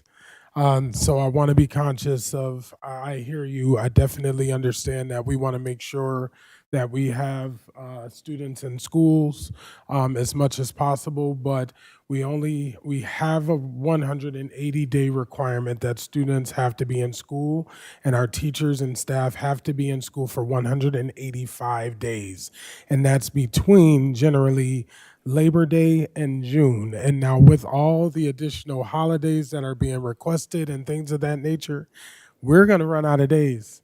And I just want us to be conscious of this. But quickly, I did want to get to Commissioner Griffin. You asked a question about the number of students that are unhoused. Right now for Rochester City School District alone, almost around 852 students. That is people on the books possibly, so that it could actually be more than Higher. that. But when you're talking about the whole district charter schools, 1621 unhoused. Could be more, because those are the people that report. Recognize it, yes. So just keep that in mind. I did want to answer your question since you brought that up. Can you add dropouts as well? Can you get information on dropouts for the board log, for the record? Could we have the dropout So information we're as going to well? conclude at this Yeah. time.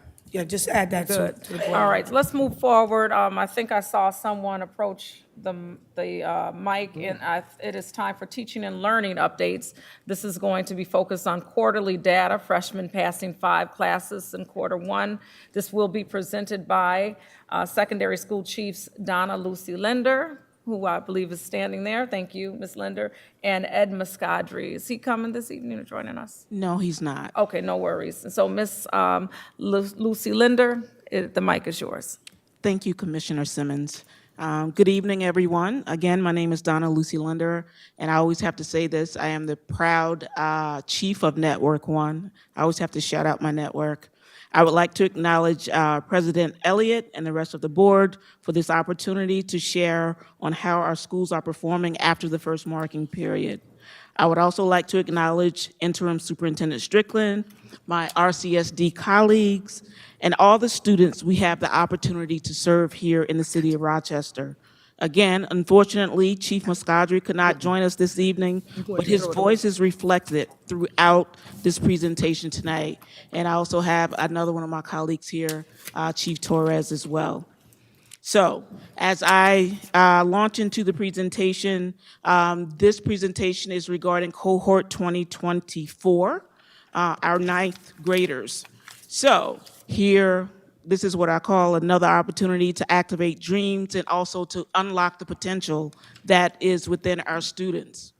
So after reviewing all of the board's goals for 2023 to 2028, this presentation will focus on goal 1D, which is to increase the number of students earning 5 or more credits in 9th grade from 70% in September 2023 to 90% by June 2028.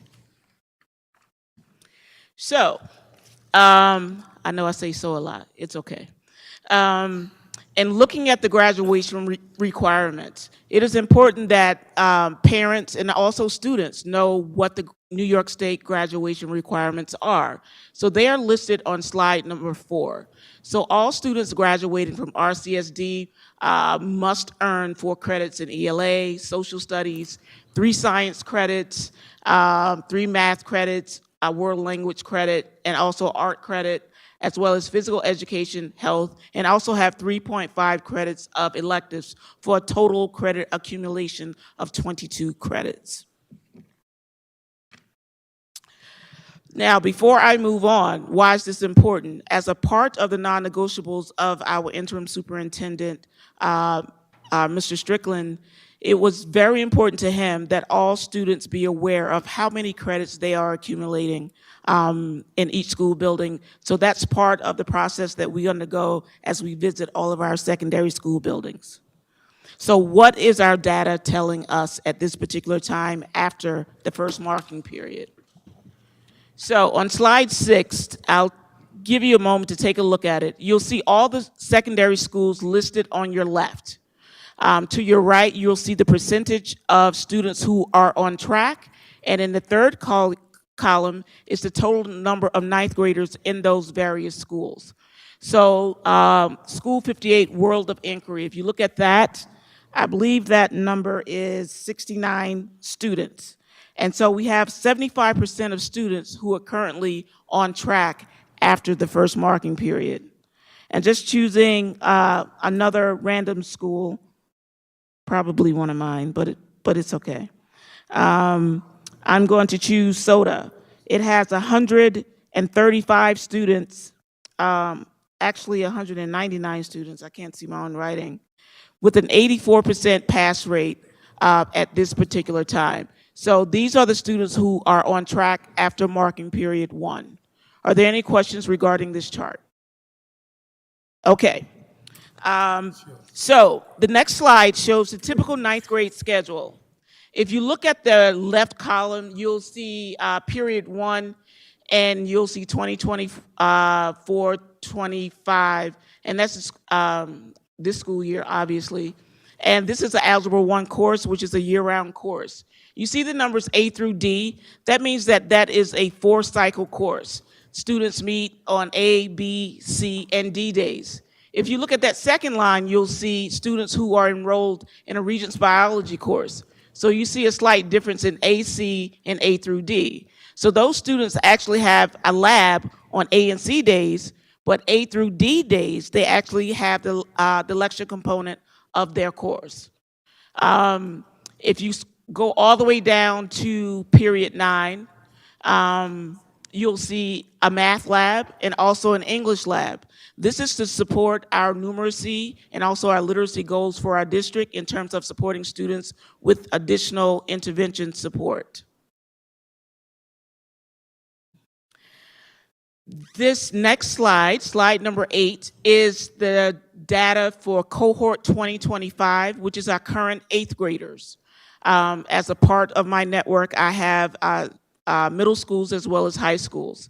So these are the students who are currently enrolled in Regents courses. You'll see algebra, biology, earth science, Spanish 1C, Spanish 1P, Spanish language, art, studio in art.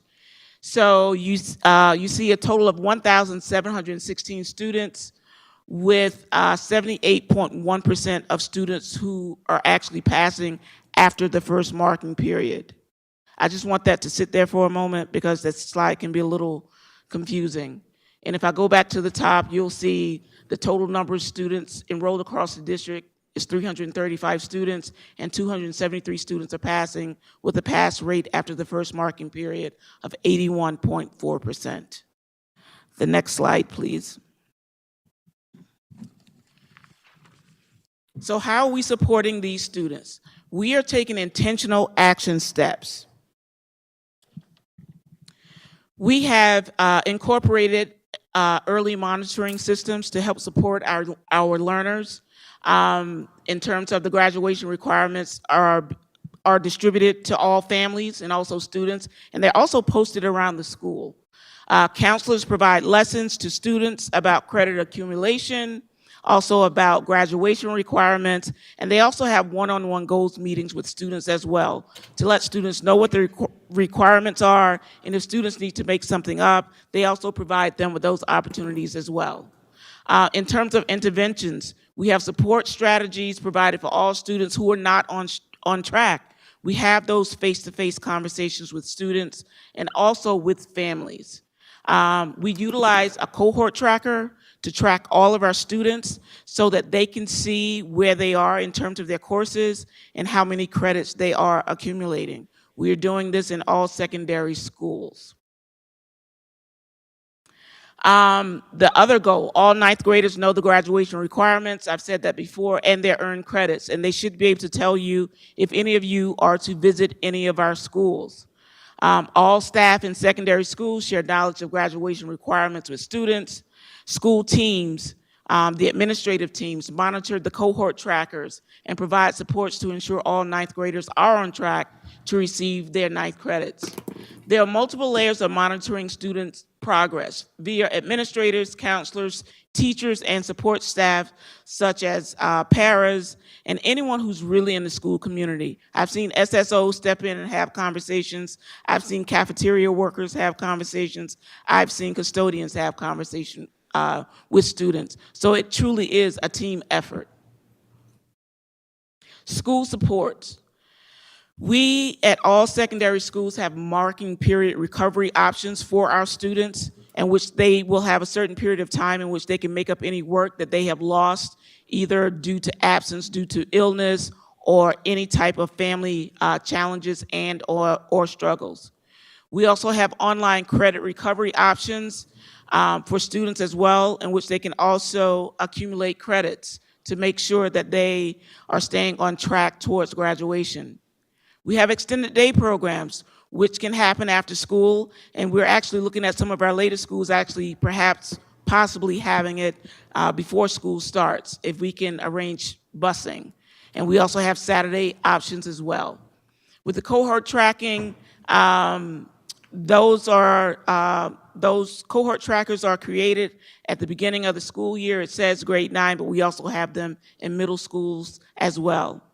During our recesses, when our students are still around and we have teachers in town, we have recess credit recovery. We also offer summer bridge programs to our students as well, and so that we're not just focusing on students who are recovering credits, we're also focusing on acceleration as well for students who are going above and beyond to make sure that they remain challenged and engaged in their learning. So at this particular time, yes, I'm brave. Are there any questions regarding the slides? Oh, there's one last thing that I would like to mention before questions. Many thanks to our visionary interim superintendent, all of the school leaders that lead in our buildings every day, to teachers, support staff, clerical, custodians, and caregivers who wake up and work with their children every day. As we all work together in support of our students. So I just want to thank everyone for that. And now, questions. Thank you, Ms. Lucy Linder, for your presentation. At this particular time, I'm going to open the dais for questions. I'm trying to look at the Teams or the Zoom or what have you. I don't think I see any tiny hands. I'm going to start at this end, Commissioner Malloy. Thank you, Chief Linder, so much for your presentation. Great information. Looks like we're moving towards progress on this important goal, and looks like there's some great strategies being implemented. So no questions at this time, but thank you. Thank you. Yes, thank you for the presentation.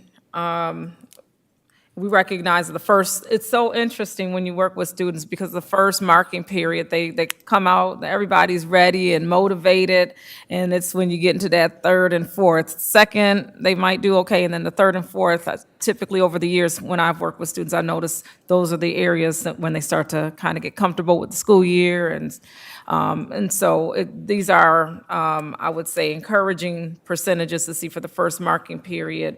I do have questions. I think I might just go with the question log around schools and how students are placed. I just have a lot of questions around that, but I don't think that's relevant to this presentation, so I'm going to commit it to the question log. I'm thinking through it as I talk. So I'm going to move on, and I'll come back to myself with an actual question. I'm going to move on to President Elliott. If you have a question at this time, I'm moving down the line for you guys. All right. Thank you. So I have a question on, I just want to be able to understand slide 6. What are we looking at? Does this mean we're in a good position, or tell me what I'm looking at, because I'm not exactly sure. Okay. So slide 6. Mm-hmm. Okay, so slide number 6 has all of the secondary schools listed down the far left column. Mm-hmm. Okay? And then if you look at the total number of ninth graders in the third column, That's for each of the secondary schools. And the percentage of students who are on track are in the far right column. So if you're looking at World of Inquiry School, it has a total of 69 ninth graders, and 75% of those students, almost 76% of those students are on track in terms of passing their courses in the first marking Yeah, period. but when we look at the failing 0 to 2 classes, is that not a bad thing? Or talk to me about what that column actually means, because that's gonna, I think, help to inform moving forward, and this is the first market period, right? So I want to be able to understand, if this, I know that this is, you know, first time that these ninth graders are receiving credits by and large, and, you know, they're into a new kind of space. But help me to understand this and help me to know that I can be encouraged by what I'm seeing as we move forward into the succeeding marking periods. Okay, thank you for that question.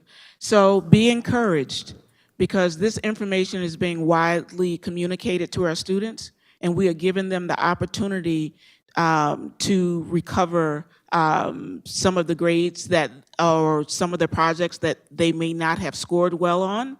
And if you look at the grand total of our percentages in the far right, those are the percentages of students who are on track. So overall in the district right now, we have 60% of students who are on track after the first marking period.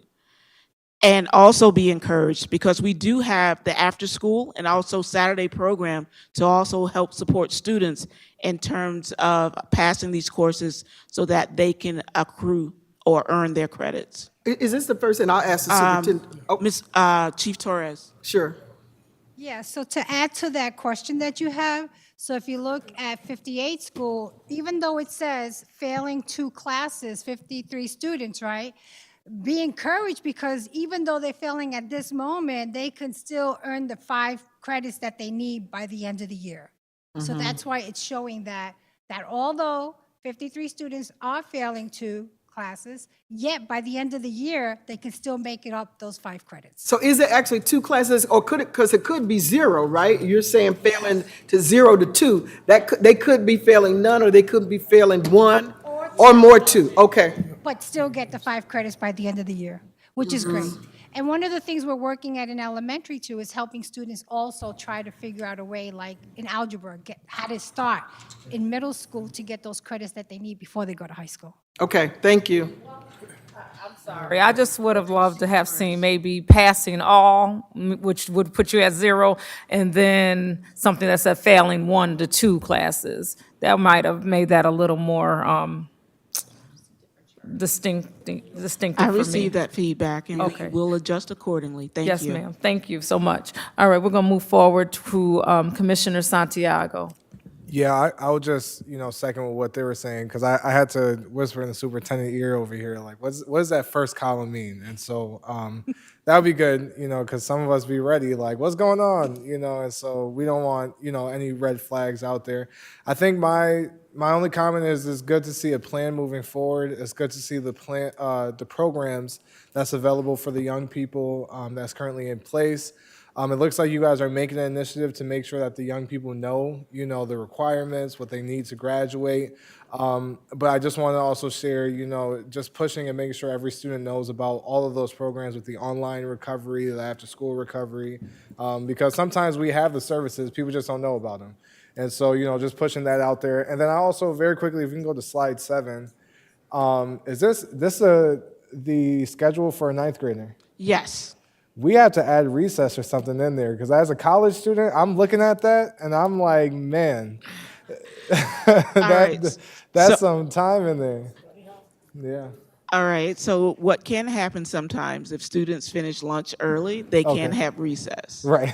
Yes, so that's the only thing, but just in terms of trying to support their literacy and numeracy skills has taken a priority. Right. Because we need them to be able to pass those first sets, Yeah. or in some cases, that next round of Regents exams. Yeah, no, and it's important. But I was just looking at it, I'm like, that's a full day. But it's also good to see CTE included in the ninth grader schedule.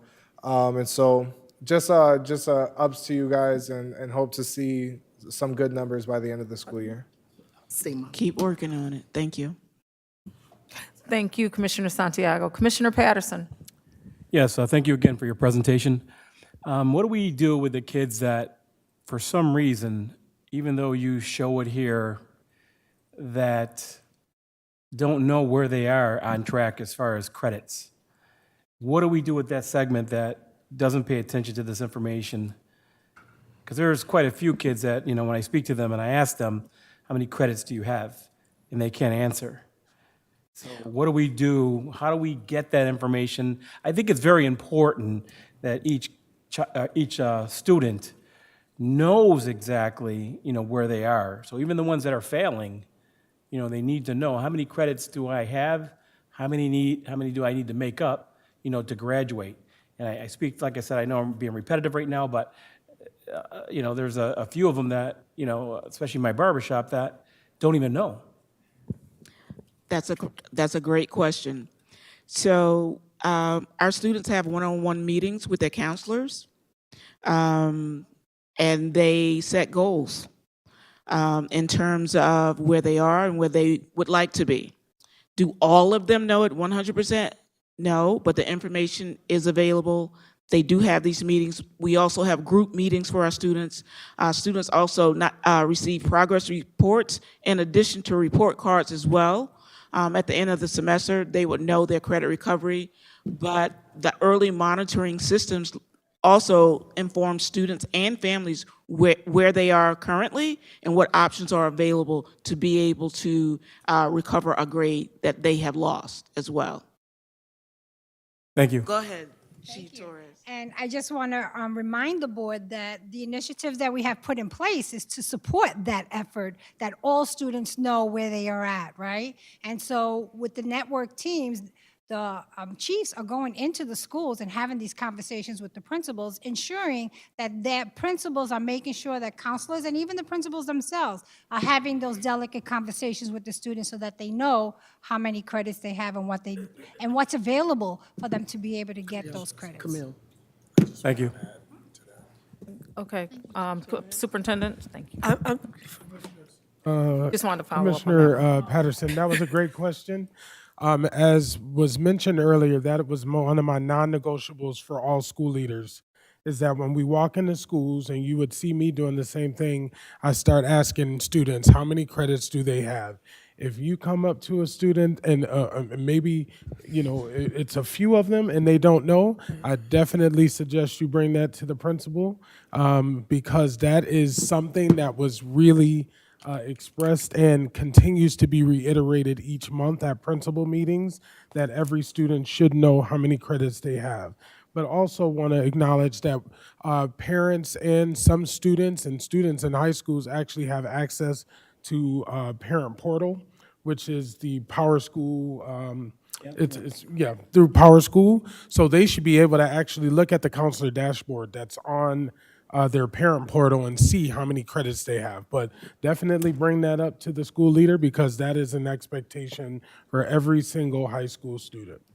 And Superintendent, Commissioner Griffin, I'm coming for you, or to you in just a moment. I do want to just echo that as far as the ninth grade. One best practice I happen to witness is, I would say, at Edison High School, where the students, I've gone a couple of years now for their kickoff, and you would see all the ninth graders come into the auditorium, and there's a huge emphasis on the 5. I think they even have a mantra, but it was 5 credits by the end of ninth grade, and emphasizing that. But they also additionally have the parent university embedded in their school, and I've gone to some of those graduations where I've enjoyed watching parent pilot cells, I call them, where they are able to really work and to understand what's needed for their child to be successful, and those parents can also in turn help educate other parents on what it looks like, because it can escape you. It's just like, go to school, get your credits, but what does that look like? So I have appreciated those efforts. Commissioner Griffin, the mic is yours.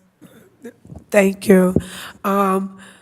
I just wanted to add, for me, when you're doing the information in reference to the percentages, it probably would have been a little bit easier with graphing for this.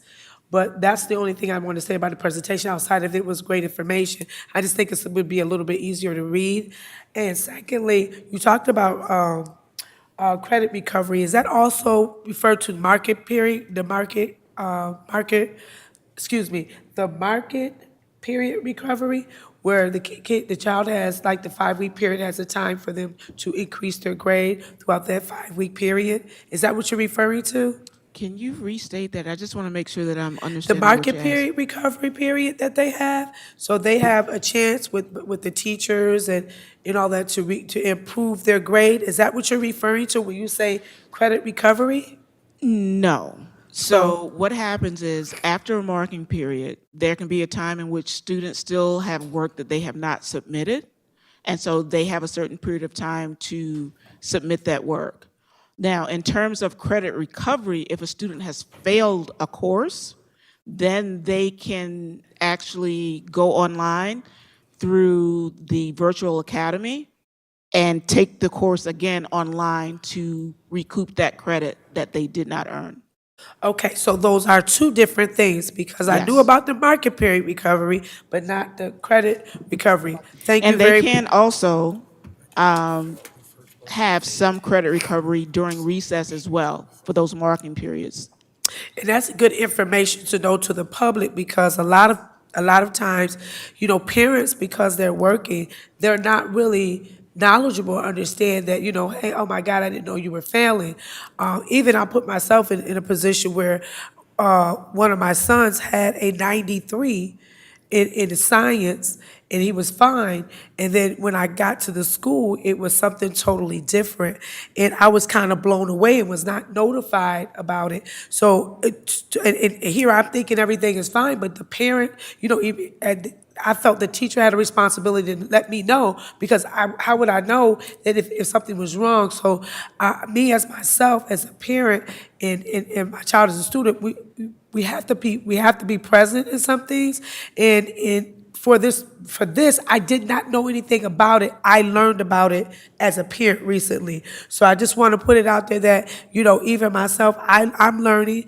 And as a parent myself, I want people to take that initiative and help your children and understand the process, because it is imperative that even me on this board know that process, because even though I thought everything was fine, then I come as something else. And I do fault myself as a parent, I fault my child, and I fault the teacher, because I think that should have been a common knowledge for them to come to me and say, hey, listen, your child is failing.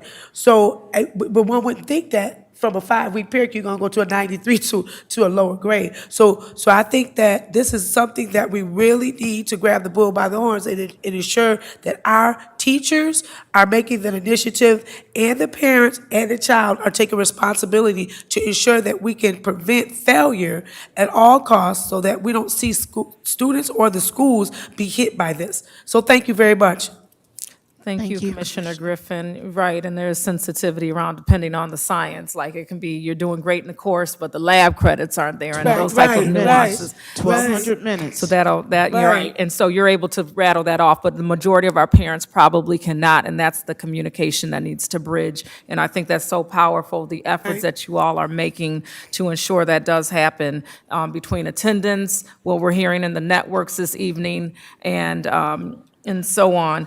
You did mention after-school and PM programs and things of that nature, and I'm hoping that, because I know not all schools are the same. Some PM programs may not be working in one school, but they're working wonders at another. And so I'm hoping that the consideration of these programs, as we look at what's going well, what we need to move around, that we look individually at the school communities where they're working or not working, before anything is adjusted, if that makes sense. No, it makes a lot of sense. And communication to home is key, because we need our students to stay. Yeah. They need that extra support, and if we're there, we want them in the building with us. Yeah. So attendance needs to increase with those programs, especially Saturday programming, because I think if students are coming in with a fresh night of sleep, and they can come in and they can get a lot in those few hours in the morning. Yeah, and we also, and I'm gonna get off my soapbox, but also there's some of those school communities that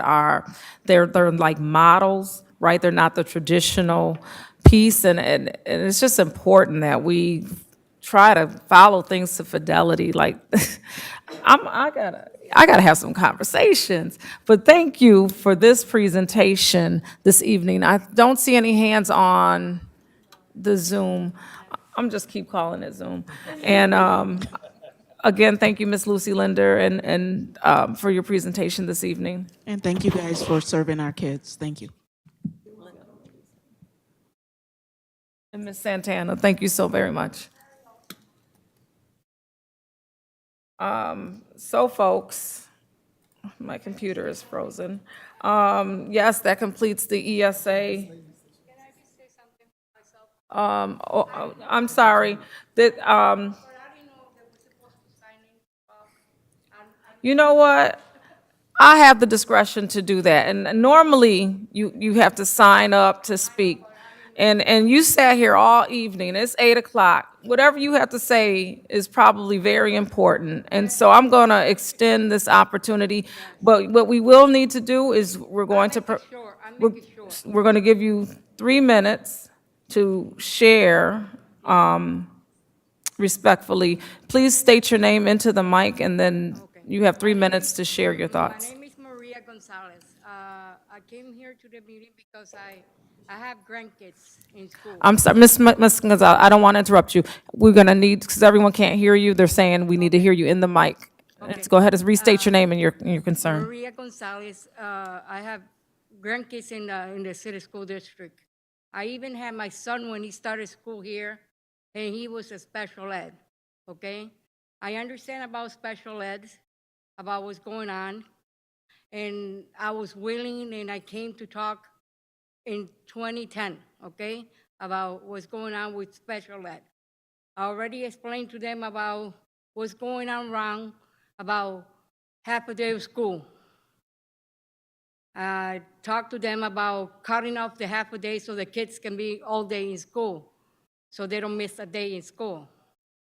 Also, I mentioned why they have to call the absentee when a child is absent. Why they have to wait till 3 o'clock to let the parent know that the child didn't go to school?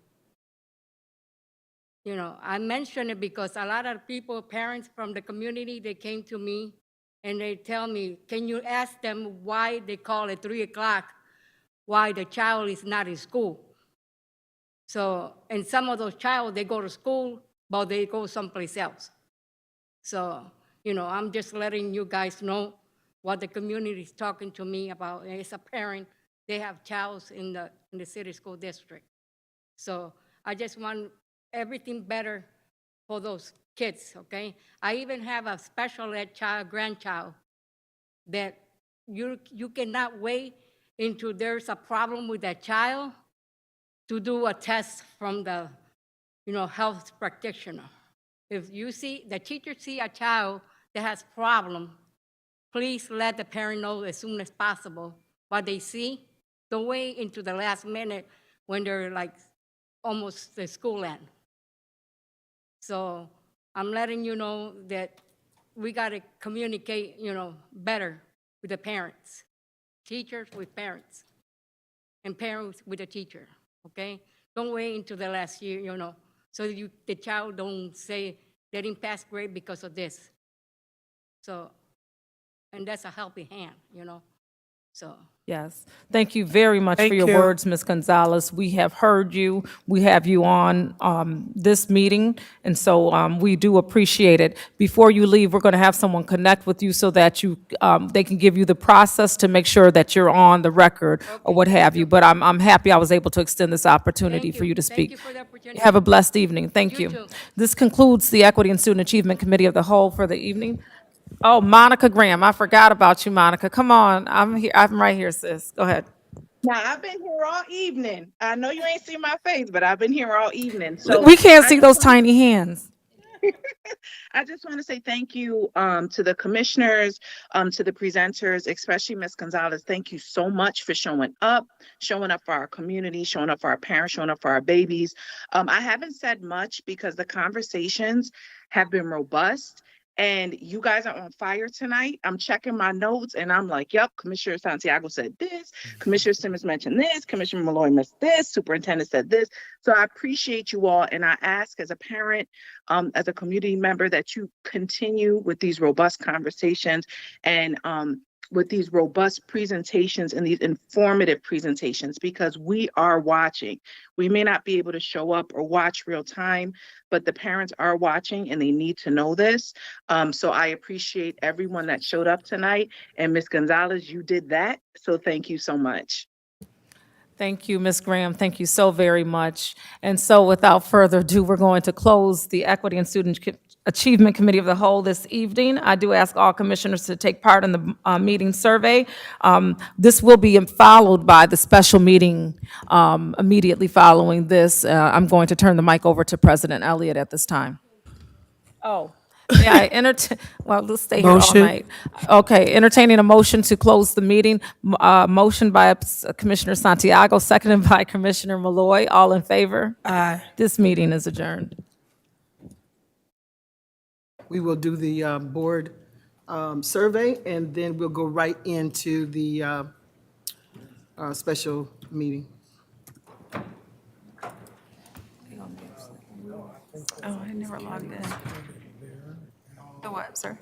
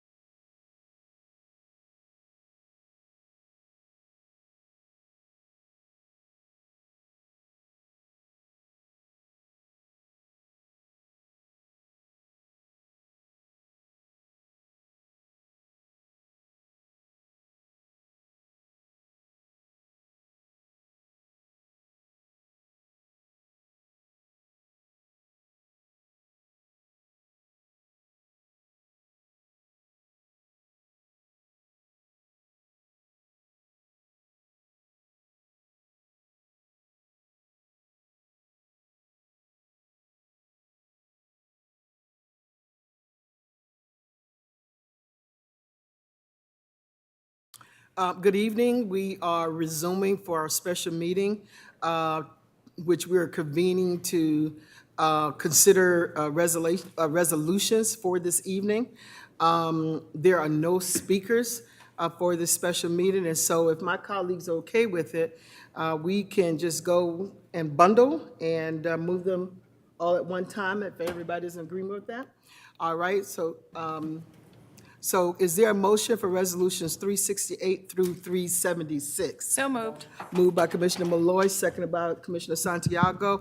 Any questions or comments related to resolutions 368 through 376? Commissioner Santiago. This is a new commissioner question, well, newer commissioner question. For provisional appointment, what does that mean? Well, where are we at? I'm sorry.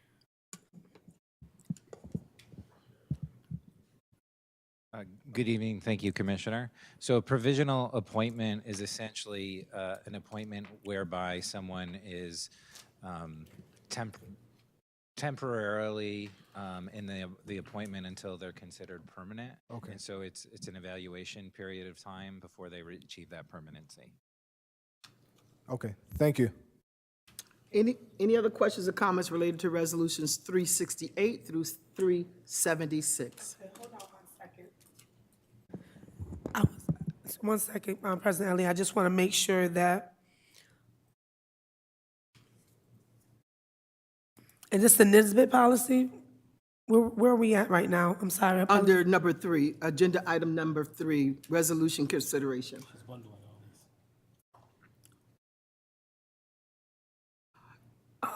You have opened the special meeting agenda? I thought I did. Hold on 1 second. Maybe I'm in the wrong thing because I want to make sure that. No, you're not. You're in the right area. No, I'm not. I was in the wrong one. That's why I don't see what I'm looking for. Hold on 1 second. I apologize. I was in the wrong meeting. 1 second. And we have resolution B and C. Resolutions 368 through 376. Right. And it's under the agenda item number 3. Okay, yes, for B and C, I have questions that need to be addressed in executive session. Okay, so I didn't hear what resolution number she's referring to. 368 and 369. Yes.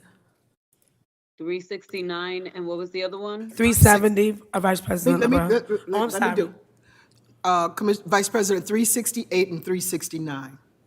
Thank you, President Elliott. All right, okay. It's not 368, it's 369 and 370.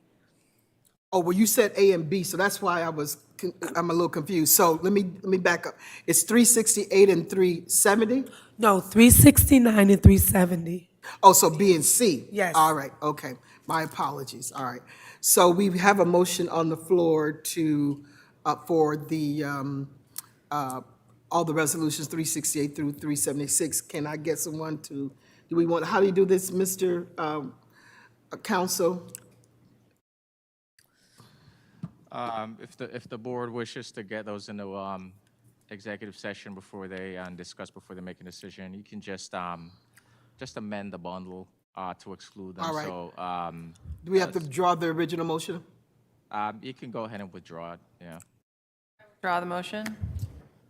Withdraw. All right, so we're going to, for resolutions 369 and 370, we'll take those in executive session. So is there motions for resolutions 368 and then 371 through 376? Motion.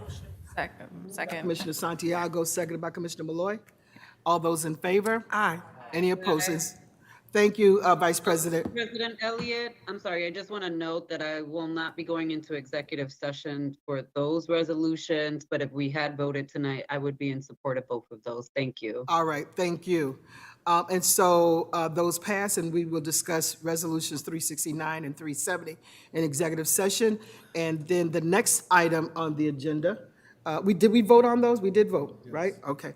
The next item on the agenda is the committee diet. And this is where we are reducing the number of meetings that we have. And so what you have before you, and Rahima did send this out, is the calendar for those meetings. And remember, these are now work sessions is what we are looking at. So, and we also have Cindy Eisner from the Council of Great City Schools, who's joined us, that if we have any questions or comments, that she may be able to support us with this. So this is what you have before you is the calendar for our work sessions and what what the agenda will be for each one of those months. So let me just open it up for any questions. Commissioner Malloy? Yeah, so tonight's meeting is about a committee diet, right? Committee diet calendar. So I know that last week we voted on a policy, or I thought we had discussed a policy of maintaining 3 committees, the audit committee, the policy committee, as well as, I'm sorry, the ESA committee as well. Does this adhere to that model here? Or is this a change? That's what I have a This is question in about. addition to, if I could just go back. Chair. Excuse me, let me just let Charisma weigh in. So just for clarity, last week's policy review for 2300 is not included in this current committee structure. If the board, the board is slated to vote on this committee structure next week's business meeting. And so what would happen is that if this becomes your new structure, we would have a resolution for you all to vote on an updated 2300 that would then remove all the committees except audit. So that's what would happen, but right now, no, it does not include this committee structure. So under this structure, the only committee that would still exist is the audit committee? No policy committee? Comments on that? All of that will be done in these work sessions. All of those discussions, because remember that we're eliminating the committees for the most part and having Right. these work sessions. The only required committee is audit, right? Okay. Commissioner Patterson? And so the other question I have is, I just want to make sure we're going to have those discussions relative to moving from committee of the whole. Yes, if you look in the, excuse me, if you look in the second and third, well, all the columns, you will see where those particular committee functions will be discussed. Okay. So like if you look at, say in March, there's claims audit, there is the draft budget there. If you look at, I'm trying to look at quickly, what some of those items will be discussed. Policies in July, for example, is what I'm seeing. Also in June, I'm seeing policies. So, you know, if you can just look through that, you'll find that the committee functions, what we were doing, is going to be captured in this particular framework. Anything else, Commissioner Patterson? No, thank you. All right. Commissioner Santiago? Yeah, I just want to say, I do not, and I could be off, but I don't remember having an agreement with removing policy and ESA in the upcoming 2025 year. I thought the plan was to continue with ESA, policy, and audit in the 2025 year, and with plans to sunset at some point, but to have that discussion later. sunset. And so I'm not in agreement with this because we didn't make that agreement as far, I thought the 3 same committees that we're keeping for 2025 was policy, ESA, and audit. Yeah. Griffin? I concur with Commissioner Santiago. This is not what we discussed. I didn't even understand what was going on when I looked at it. Okay, so let me just also say too that these documents have been sent out, and most of you all didn't take a look at these documents prior. So, you know, we're having some discussion now that, you know, Rahima sent these out, and now we get a discussion, but there should have been a review of this, and those discussions held before now. So that's part of the issue too, that we're now trying to get this out. So I just remind my commissioners that the staff sends this information out to us in plenty time, but you know, they don't get the response that they need, that you all have taking a look at this information. So, keep that in mind, that we've got to do this work. We should not be doing this kind of work at the dais now. This should have been done before. We're pulling the Commissioner, cart before the horse, Let me though. go to Commissioner Malloy. Yeah, so I do all of my homework. Yes, so I always do my homework. And I did my homework on this by reading this. No. But I think a lot of us did read this in advance, but weren't quite clear at what we were looking at and how this compared to the conversation that we just had last week for Policy 2300 at the policy meeting. And so I think that was the confusion, and that is a discussion that we should be discussing on the dais publicly, because, I mean, we have questions. We're always revising our calendar, and I think all of us at that, not the retreat, but the work session that we did with the Council for the Great City Schools, there was an understanding that we were going to commit to a policy diet, similar to what Commissioner Santiago said, but that the actual sunsetting of those committees was not going to be taking place until, I think, March of 2025. Forgive me if I'm misunderstanding, but I did read this in advance, and it's the confusion about what we discussed last week versus this. I'm not opposed to, sunsetting committees, but this is just a little bit different. That's why I have questions this evening. Thank you. President Elliott, can I? Commissioner. Charisma?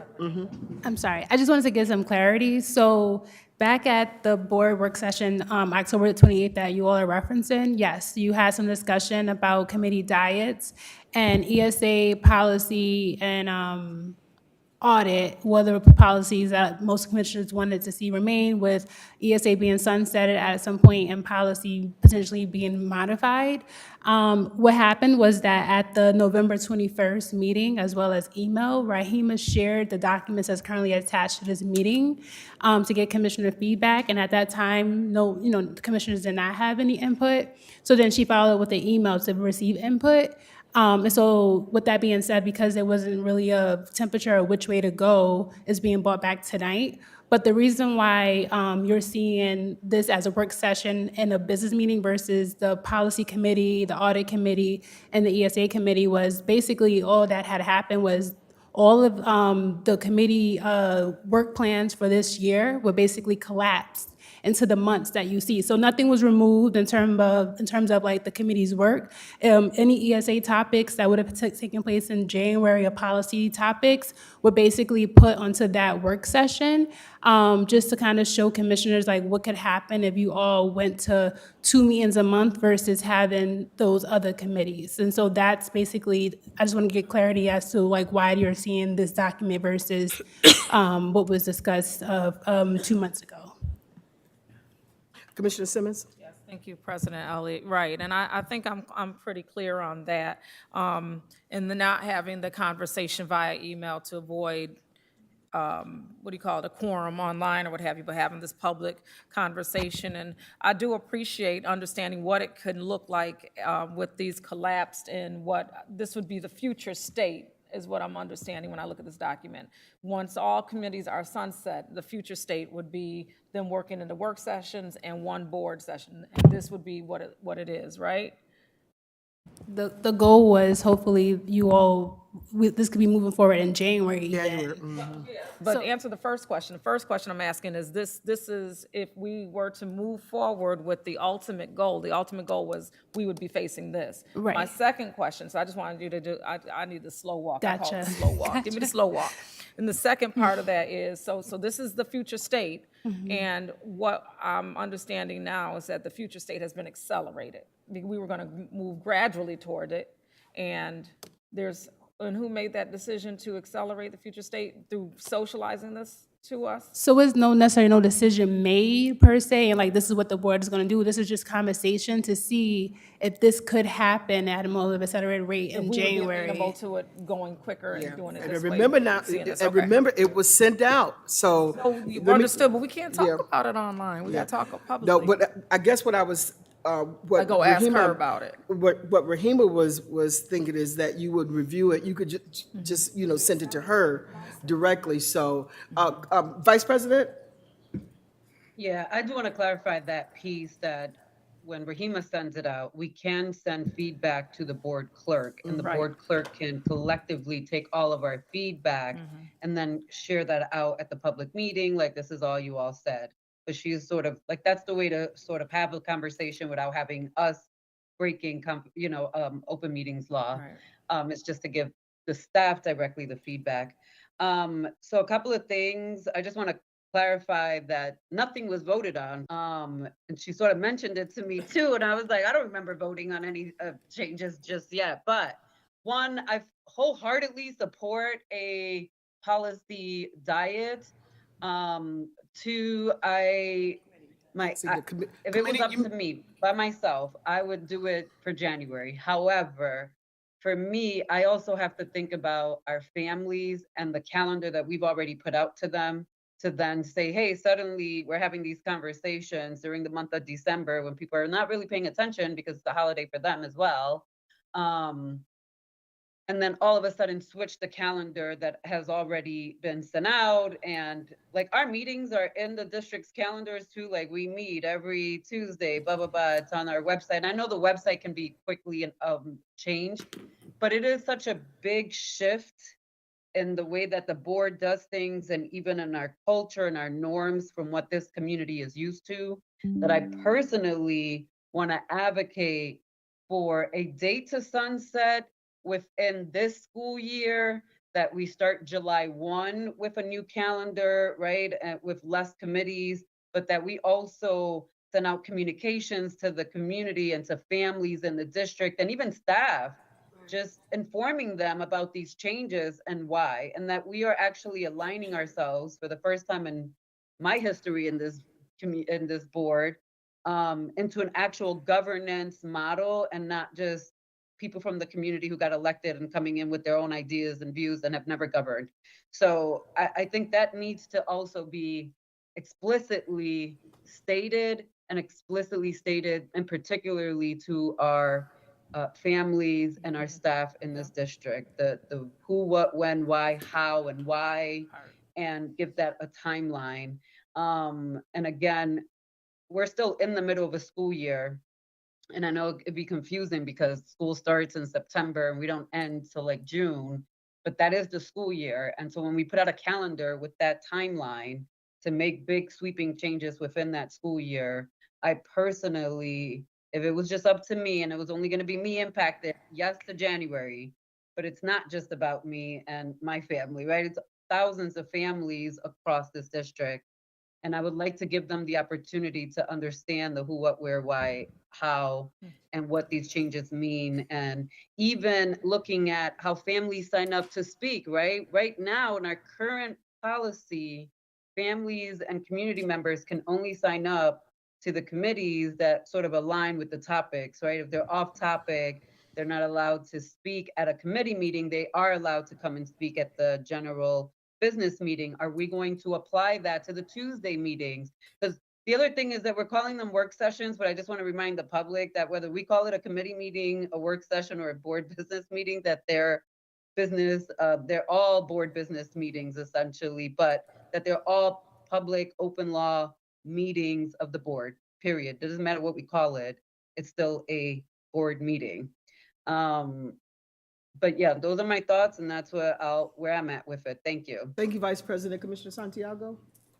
I'll just say, for me personally, I only support what the board agreed on during the work session, which was to keep audit, to at some point to keep ESA until we sunset that, and to revise policy committee. And so that's what we agreed on collectively. And so my support continues behind that.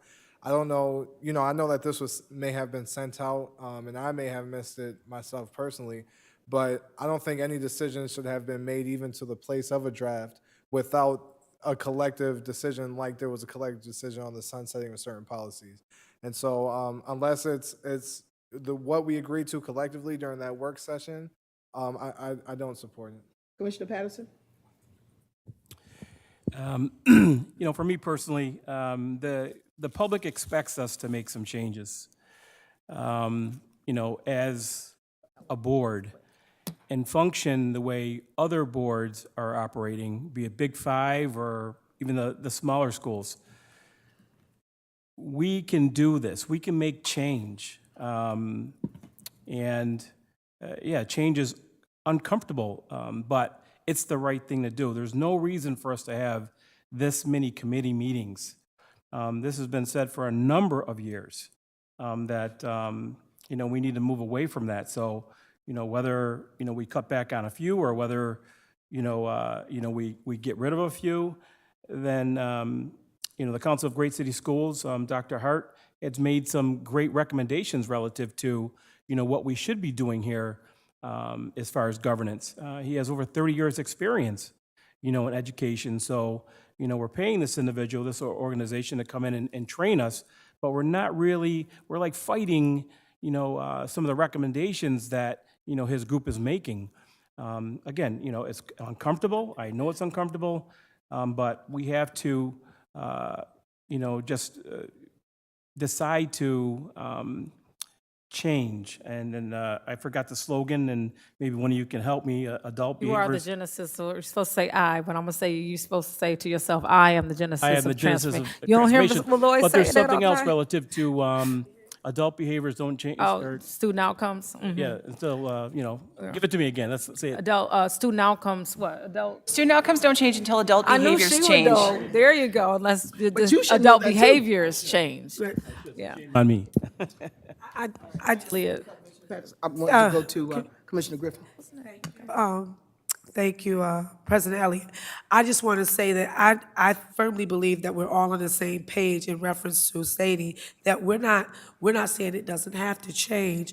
We just want to make sure that the time frame is done correctly and what we agreed upon in the meeting 2 months ago, or a month or so ago, that the committee died is what we were saying. So I don't think it was a confusion. So I think that we're all in agreement that we need to change it, but we don't want to push it along like it was being pushed, because it could interfere with the public. So I think that was the consensus. I don't think that we're not in agreement of that at all.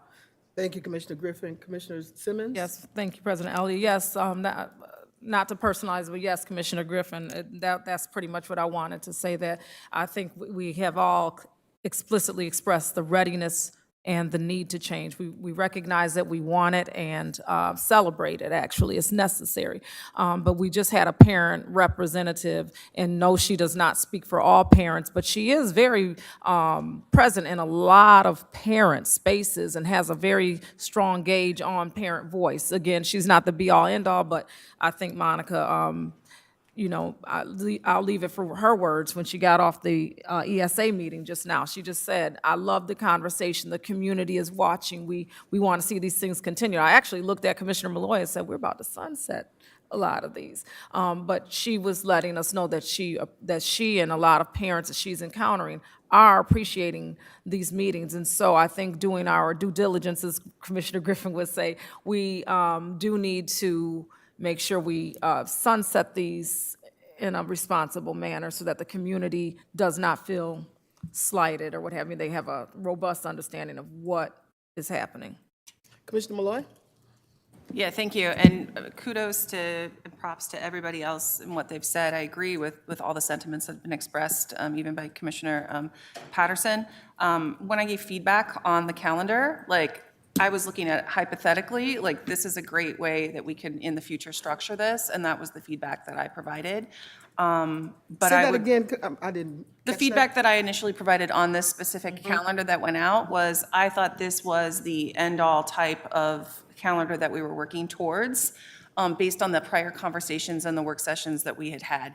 I didn't know that that would actually be our calendar, that we were making a decision about sunsetting right at that point. But I would agree that we do need to make change, and I support that change. I do like that format of the calendar, as I shared, and I think that we should wait to start this, though, similar to what Vice President LeBron said, for July 1st start date. Yeah, so that's what I was going to ask. I think that to the Vice President's point, her recommendation of starting in July, where are folk on that, and that we would continue with those other committees. Do you all are okay with that? Let me just go to Commissioner Griffin first. I agree. Okay, Commissioner Patterson? I think I should, let me start. I'm tired, so excuse me. I think we should stay on the timeline that we've been given, by the Council of Great City Schools. So whatever timeline he came up with, I think we should remain there. He's done that for a purpose. And I don't think we should continue to keep pushing things back. Just my thought. Yeah, so we could check on what that timeline was. Yeah, Commissioner Santiago? I agree with what was originally set out with sunsetting ESA at some point, revising policy and keeping on it. And if I'm not mistaken, I think ESA was going to be sunset prior to July even. So I think some of these things were happening as we approached that July date, but I would have to go back and look at the original agreement. And do we have record of the original agreement? Like, I love this document, but do we have this based on our original agreement? We do. Okay, go Charisma, back and make look. sure that the board staff. One last thing, President, the audit, people keep mentioning audit up here, but by law, we have to keep audit. Audit is the one committee that we have to keep, so. All right, thank you. Commissioner Malloy, did you have any input? No, I just, I agree with what has already Okay. been expressed. All I'd right. like to wait until Let me July just ask our state monitor if he has any input on this process, this conversation. Thank you, President Elliott. This is a great conversation. The idea for this to be on the agenda tonight is to get the board engaged in this discussion. There were some conversations before about sunsetting some committees immediately, and some committees were going to be waiting until later on. So again, this is a great discussion, and like Commissioner Patterson said, the council has been willing to work and support, so let's continue to work with them and move the agenda forward. So I'm going to go to Cindy. Are you still on the call to see if you've got some input into this conversation? Cindy Eisner is from the Council of Great City Schools. Hi, everyone. Can you hear me okay? We can. Yes. Okay. So I believe that I know it was Dr. Hart who was with you when you went through the committee diet a couple of months ago. And I have connected with him on which committees and what you have been saying around the audit being, you need to keep that by law. ESA being sunset, not quite immediately in January, but soon. And then the policy committee, I think that sounds accurate. So I think a revision to this calendar in a way that you've been speaking to with the July, it still is moving the process along of implementing student outcomes focused governance and honoring some of those comments and concerns that you've brought. So I don't have the exact date or agreement that you have around the sunsetting of ESA, though, so that we need to look back at. All right, Cindy, thank you very much. Appreciate the conversation. Commissioner Santiago? Yeah, I just want to very quickly say, and I know that this may be a little bit challenging to the current thought, but when it comes to our partnership with Dr. Hart and their organization, I think there's a difference between working with them and just being yes men to everything that they have to say. And so I hear that, they give recommendations, but we're the ones who were elected and we're the ones who represent the community that we represent. And so there's a difference between working with them and being yes men. And so every time I may challenge something, it's not me trying to work against them. It's me being the person who was elected onto the Board of Education and understand the community that I represent. Because there's a difference between working with them and just being yes men. And I don't plan to be a yes man for anybody. All right. One last thing. Charisma? I just want to get some clarity. So I do understand the July 1st, the July 2025 start date. And I understand policy modifying ESA sunset. And my question, just for clarity, because we have a January organization meeting for CIGR, HC, and finance, our commissioners get an Those are agreement to get sunset. rid of those? And, okay, I just want to be clear about that. Yes, ma'am. Okay. All right. Commissioner Malloy? Yeah, I wanted to agree with a lot of the sentiments expressed by Commissioner Santiago. But yeah, to be clear, I don't think that this was the proposed calendar from the Council of Great City Schools. It was our understanding from the calendar they gave us at the work session that the earliest that we would see the committee diet take place and take effect was March 2025. Right. That had been their recommendation. So I don't think that this is just, you know, So I think the last point on this has to do with when do we, is the June 30th date, the date that we sunset the remaining committees, or what's your recommendation, Commissioner Santiago? I think it's what we agreed to in the first place. What we agreed to was that So we've got that, okay. ESA will progressively get to a sunset, policy will be revised, and audit will stay. That was the agreement originally. It wasn't for every committee to be sunset. Commissioner Griffin? Well, it was for, from my understanding, from my recollection, and I think, you know, before I even say anything, let's get the information that was given to us at that meeting and let it be given back to us so that we can see it, you know? Instead of making accusations or assumptions, I think that's the best way to do it because nobody's really 100% certain. So I think for myself, I would rather have the information be presented to me again to get the accurate dates because I was just trying to look for it on here and I can't even find it in my emails. So All if right. we could get that information, I would greatly appreciate it. All right. Thank you. We'll do that. Thank you. Any other conversation about the committee diet? Commissioner, Vice President? You have, Yes. okay. Yeah, it is in our email. I just want to put it out there. Like, it was actually sent to us twice before the original conversation. It's just a chart from the Great Council.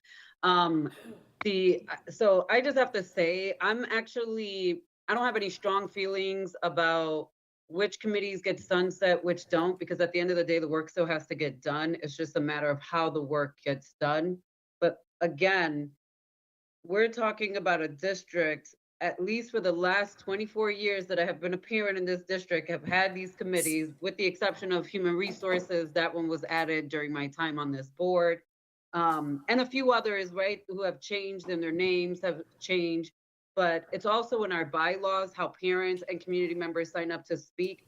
And I just want to remind folks that yes, the community expects us to make changes. However, they also expect us to communicate those changes, and having these discussions in an open board meeting is not going to cut it. We're still going to have to do the heavy lift of communicating clearly and articulating to the community how they're going to be able to sign up to speak on certain topics, and so forth. And if that requires any changes in our bylaws and whatever, that's for us to figure out.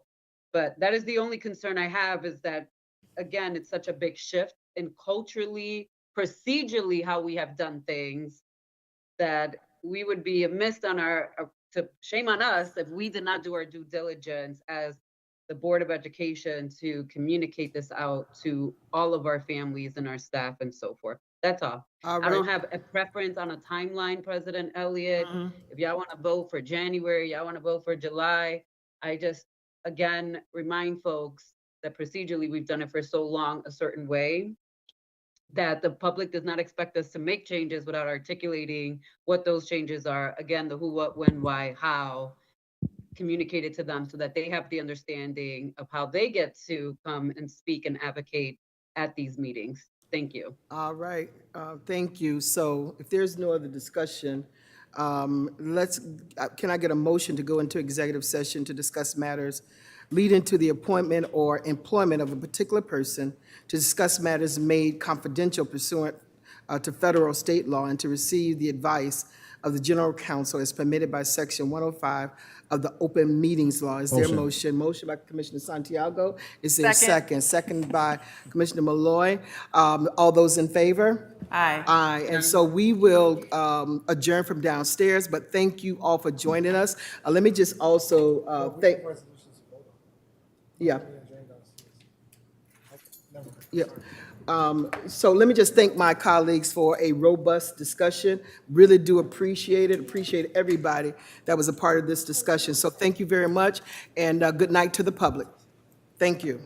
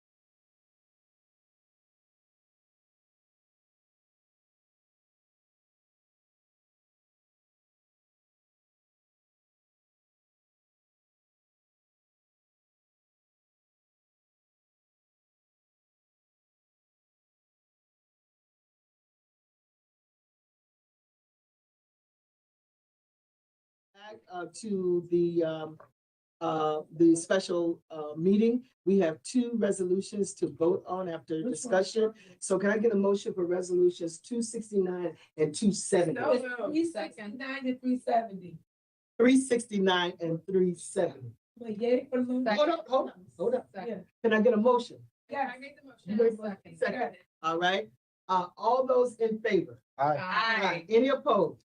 Hey. All right. I All got, right. no, I just, 369, London is approved. So you're voting in favor of resolution. All right. And so you're against. So it's 7-0 for 369. Whatever. Okay, sorry, okay. All right. But it's 6-1 for resolution 270. Right. All right. You got it? All right. All right. So we good? Yep. All right. Motion to adjourn. Motion to adjourn. So moved. Second. So all those in favor? Aye. Good night, everybody. Motion, who seconded the adjournment? Motion. Second by, okay.